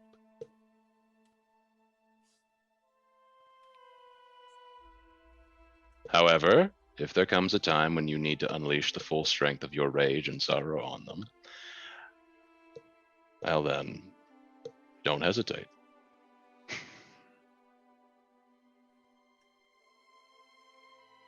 And as this conversation is happening just outside the doors, we're going to go to the man that walked through them. And Harold, as the door opens, you walk in. The tap room is empty. You see the lute leaning against the corner. Everything in its place. Empty glasses, some half full.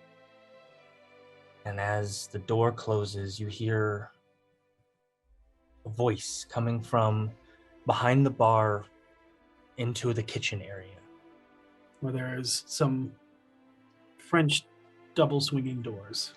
I will follow those voices.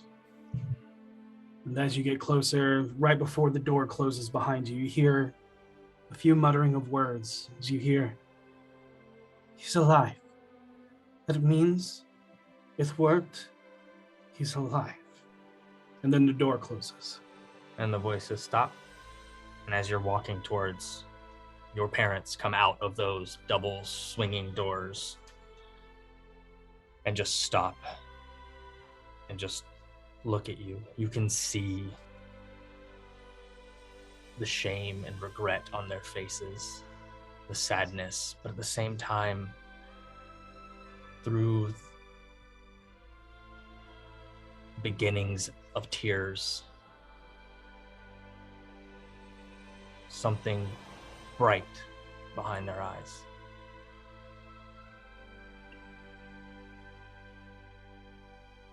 Hey, Mom. Hey, Dad.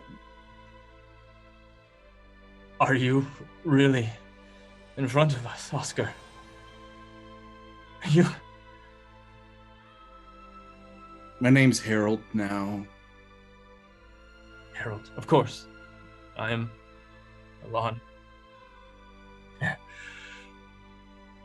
You... You look great. You're older than you aged. Yeah, Well, I got thrown in a bag for a few years. You see complete confusion wash over their face. It's a long story. But you also pick up that that's not what they care about.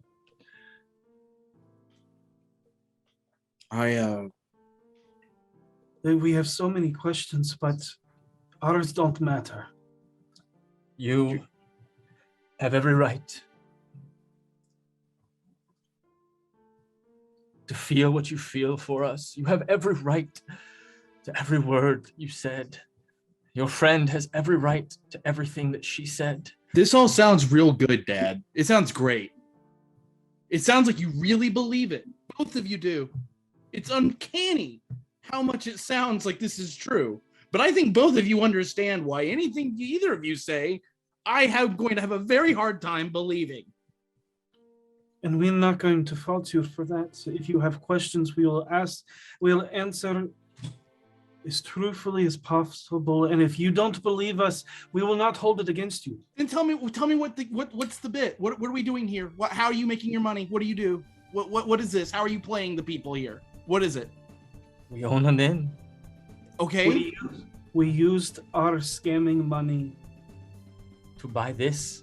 to rebuild. To rebuild. Leave a little something behind?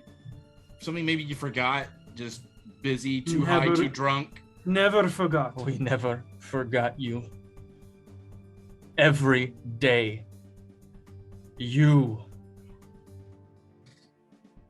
We had to leave you. You had to leave me. Little kid in Waterdeep, one of the most dangerous cities in the world, but you had to. You didn't have a choice. The next Didn't. party called, Dad. What do you want to know? Ask anything. Why did you leave me? What do you think I want to fucking know? We left you to save you. It was a choice we were given, and it was so you could be safe. A choice you were given? We From who? We made enemies. We made an... We conned the wrong person. And it backfired. And the only way to save your life was to leave you. It was a gamble, but it was the only one because you have always been better than us. No, I don't believe you. I don't believe you. That's too convenient. Do you That's remember? too convenient. Do you remember the last party we did? Yes, Your father and I were magicians. I remember. I was picking pockets. You weren't paying attention. I gave you the signal. You didn't take it. I remember the party. We made a mark that night, and we tried to play him. But little did we know we were the ones being played. The dream. You tried to con the rose. You know the rose. Yeah. How do you know the rose? What do you mean, how do I know the rose? You left me in Waterdeep, he snatched me up, and I've been working for him ever since. I have to ask you something real serious right now, and I will not fault you if it is true. What? Did he send you for us? Are you No! here to... No, for God's sakes, no, I'm not. I'm working for him. It's a play. Be careful. Oh, I cut up bodies for him, Dad. You telling me to be careful? That's what you left me with.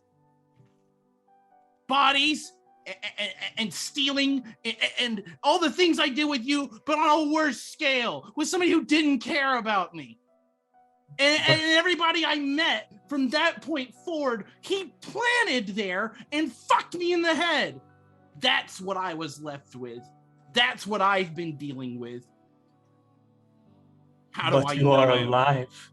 Yeah, through luck and guile and lying and being just like you. That's how I stayed alive. I had to throw away everything I hated and accept it as a part of what I am. Better liar than either of you now. You're a better musician, too. You're goddamn right. You are everything. Don't finish that fucking sentence. You didn't earn the right. You don't earn the right to be proud of me. You don't get to share any of this with me. This isn't any of you. You weren't there. Even when you were there, you weren't there. So don't try to take any of the credit for what I did to make it to this point. All the lives I've seen lost, all the people that died, all the lies I was told, all the things you weren't there for, you don't get to be a part of this. I came here for closure, and that's it. That's it. That is fair. You want to be proud of something, be proud of the fact that I can sit here and talk to you, because the one thing you never taught me was courage, and it took all of it to sit here and listen to this crap. I'll never know if you're telling the truth. I'll never know. But for all of our sake, I'm just going to have to assume that there is some sliver of humanity left in the two of you, and you actually believe some of the things you're saying, because that's the only way I'm going to sleep at night. Go get your journal of all of the wrongs we've done.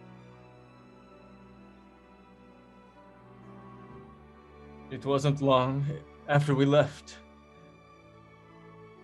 that your mother realized that she was pregnant with your brother. That's a whole other fucking barrel of fish. We have not told him. We're going to tell him tomorrow. We wanted to speak to you first. Is that his actual name? Yes. Then why does he know that there's some kind of play going on, but the two of you don't? What do you mean there's some play?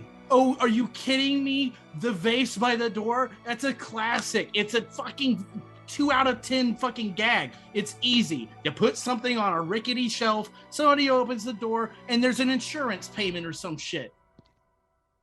It's You're gone. from Waterdeep. And you see your father has gone behind the bar and is opening drawers. It's not here. It's gone. What do you mean it's gone? I mean, it's not here. Oh, fear. Where is he?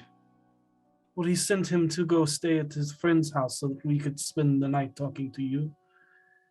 And perhaps prepare to talk to him tomorrow. When we discovered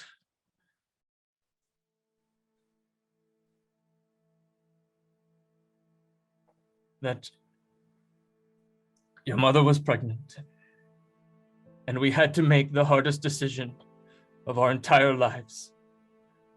Don't put that on him. It's not fair. You're right, and I'm sorry. It's not fair to you.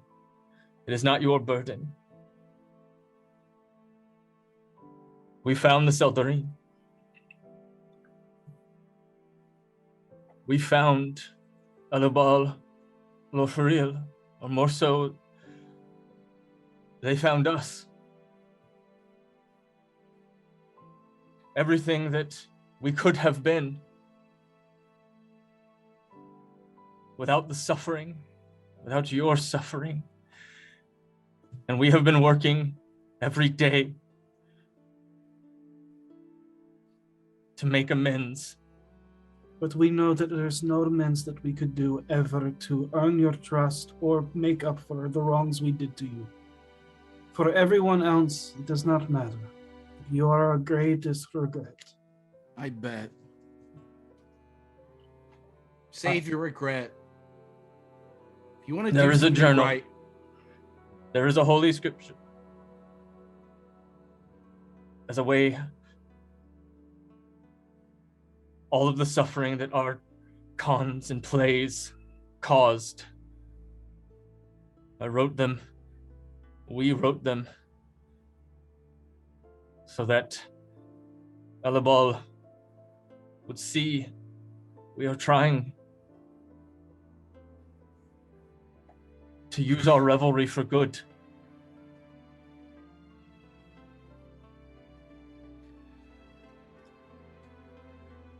I want to talk to my brother. Do you want to talk to him now, or do you want to wait till tomorrow?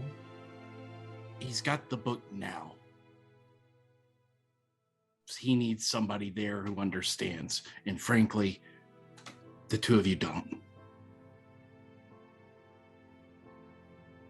We are trying, but you are right. I see it. And it's more than I expected from either of you.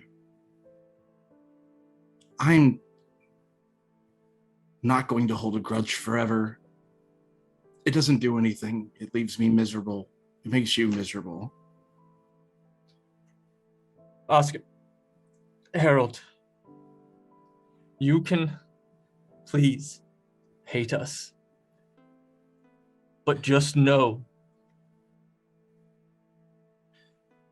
if he is using our wrongs to make new wrongs for himself,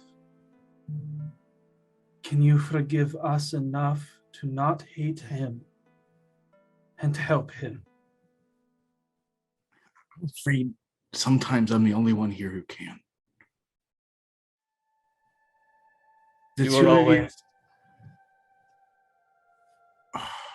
The two of you are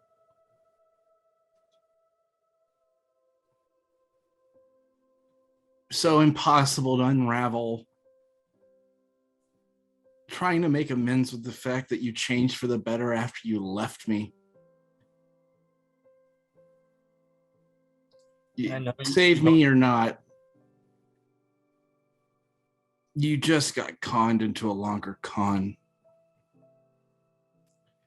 It's all over now. If I have a brother, then I'm not going to stay out of his life just because of what happened between us.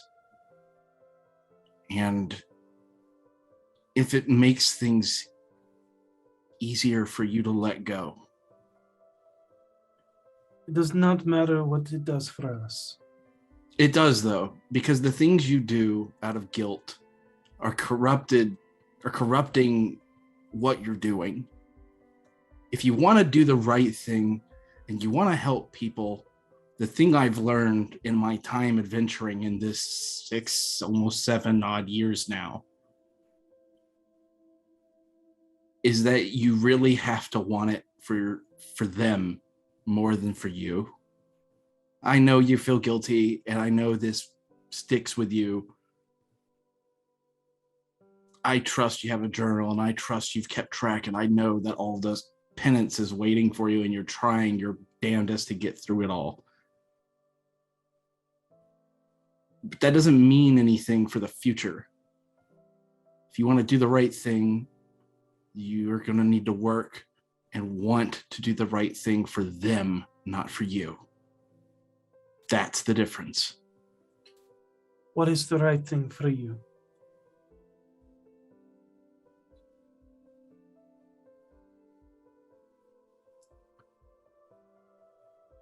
Somebody I respect and love very much said that I have my own family now, but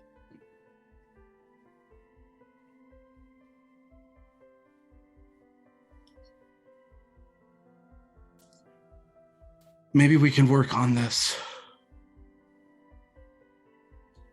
for his sake. I don't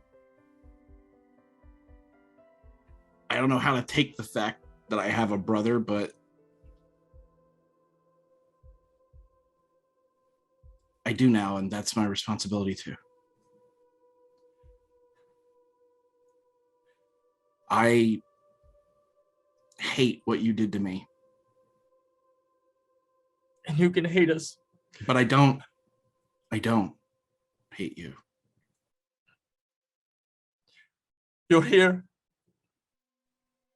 It doesn't matter. You're here and you're alive. Even if you can never fully forgive us, we can live knowing that you are alive. You have family that cares. You have a Goliath willing to fight for you with such emotion. You have everything that we could never give you, my son. And you have earned it yourself. And you should be proud of who you are and where you are. That's going to take some time too, Dad. Harold, my son, you Yeah, have a Mom. beautiful family.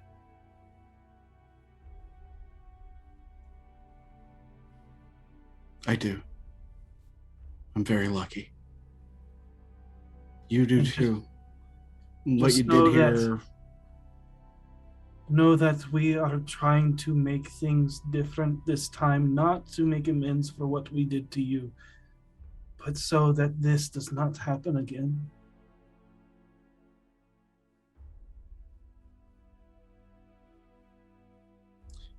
where's my brother? He is with His friends Albi and Lashona, they live in the 2 houses down that way. gives you an address.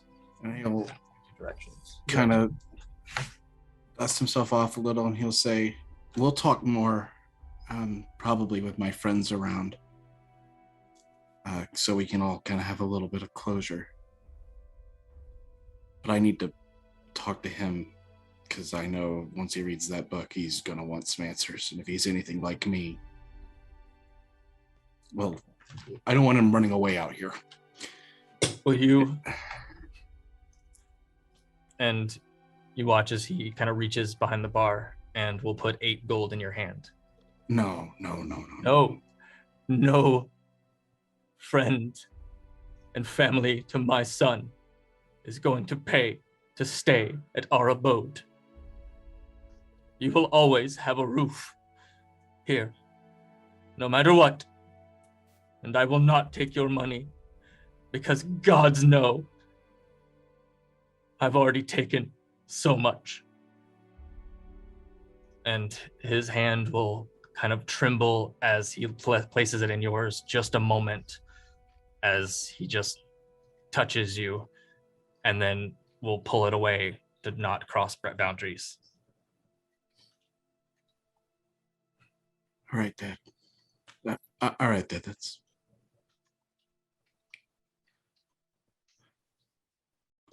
I'm gonna go find my brother. I'll be back soon. And Harold's going to turn before he can think of any, because his brain's just firing on all cylinders. And he's going to quickly walk out the door and quickly turn to the others and be like, that way, is that where the kid went? I turned to Akira. Well, our Seisha. Okay, so wait, Seisha and Finley went off to the other place. Where's everybody? Where? Seisha will be riding up now, but Seisha is alone. No, I'm waiting outside the bar. Got it. Yeah, Okay, so isn't there, but the way Harold is pointing is the direction the kid was headed. Yeah, Seisha and Finley went and followed him. I can. What? Well, and I go look around. Do I see the parents anywhere? Do I notice them? Did they follow Harold out? No, they're still inside. There was something weird about. I saw him duck around a corner, and then his form changed. So they went after him to go make sure everything was okay. And I wanted to stay here, make sure you were okay. But we can. You need to find him. Yeah, I'm just gonna go. He probably is finding things out now in a way that he probably shouldn't, and I need to help him real quick. So if I'm gonna go find him, I know which house it is. Do you want to be sure? Because I can locate him right now. Sure. Yes. I'm gonna cast locate creature on the kid. You are pulled in a direction. Okay, this way. And I will follow, and I'll invite others to come, even though I plan on talking to this kid one-on-one. Are you going? V? Sorry. Yeah. She's having an emotional night. Yeah.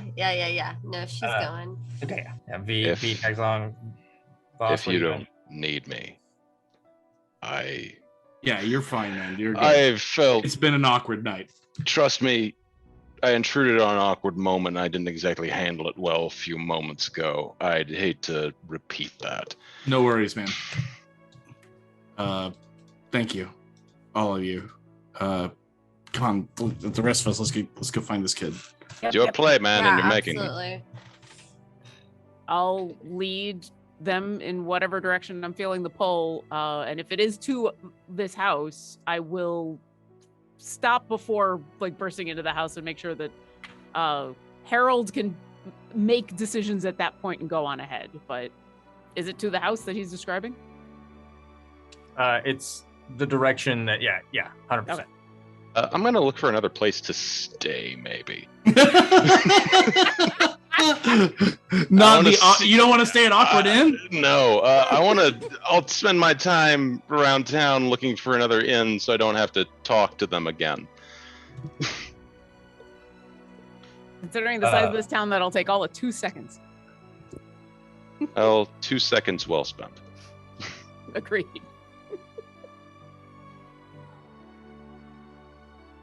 And I'll say along the way, just so that we're clear, Harold, once we get there, if you need me to back off, I'll just get you to the kid. We'll be there for you, or we'll wait. I don't know how things are gonna shake out. We're just hang out outside and we'll see how things work. Okay. And we'll just Harold will very quickly jog over there. And as you make your way towards that house, being pulled by Orkira, knowing exactly where Halfir is, and Vinley walks into the Black Bull's tail, where you see Istrid waiting on you, where she leads you to a back room, and this place is just disgusting. You walk in, it is covered in all kinds of bodily fluids as well as alcohols of terribleness, but you make your way back to one of the back rooms, where you see Davil sitting there. Boss, you are left Oh, alone. yeah. I look around for a town, another inn.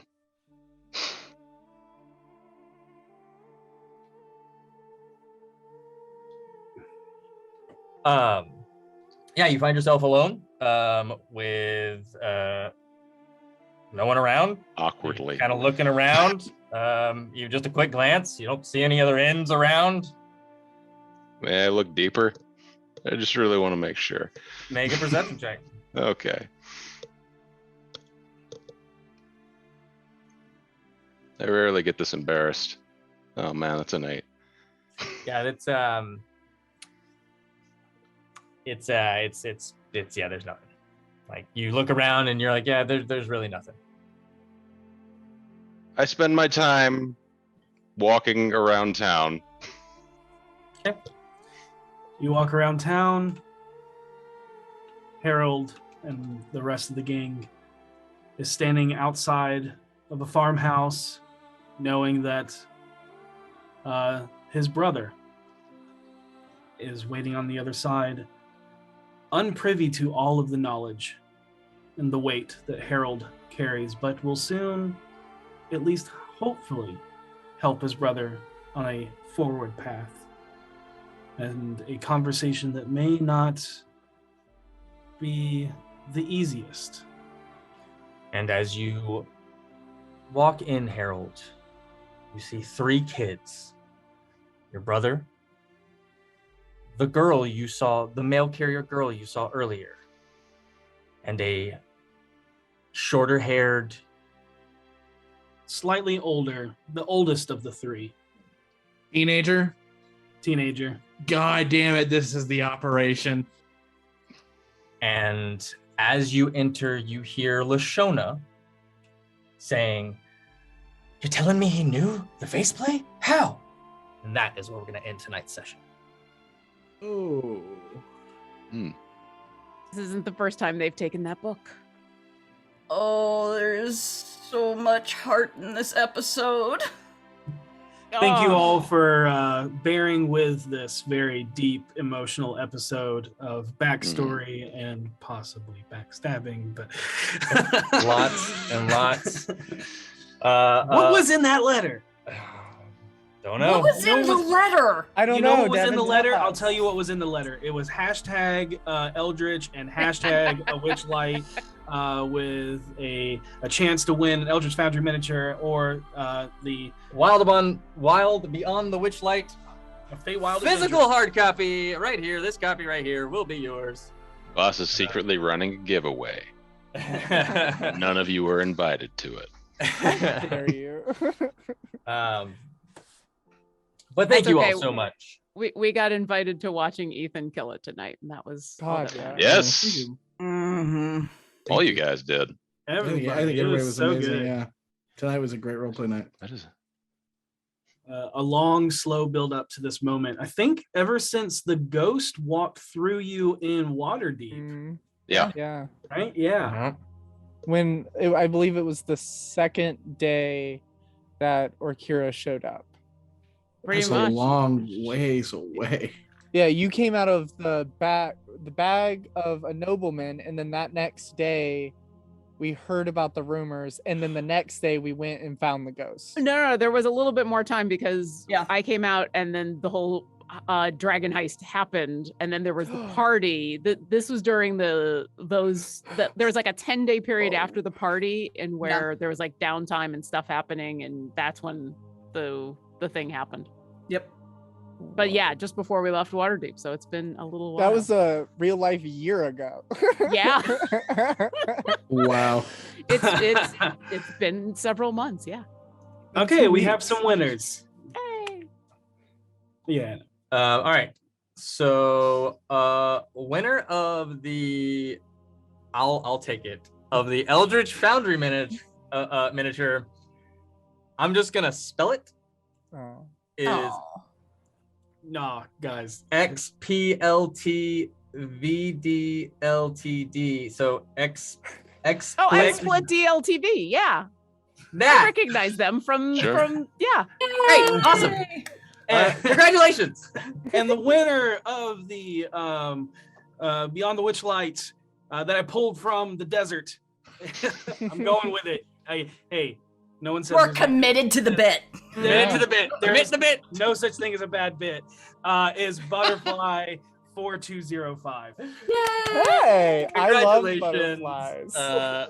I'll be in contact via Twitch Whispers this week, so be on the lookout for that. Oh, what an episode, and especially after just this heavy episode. It's not done. And it's not Not done. It's not done. Come back There's next more week. heavy to come. That kid's More up to heavy something. to come. Will Voss find an N? Find out next time. I'm on the edge of my seat. Be excellent to each other. May always roll with advantage. Good night, everybody. Good night, everybody. Bye.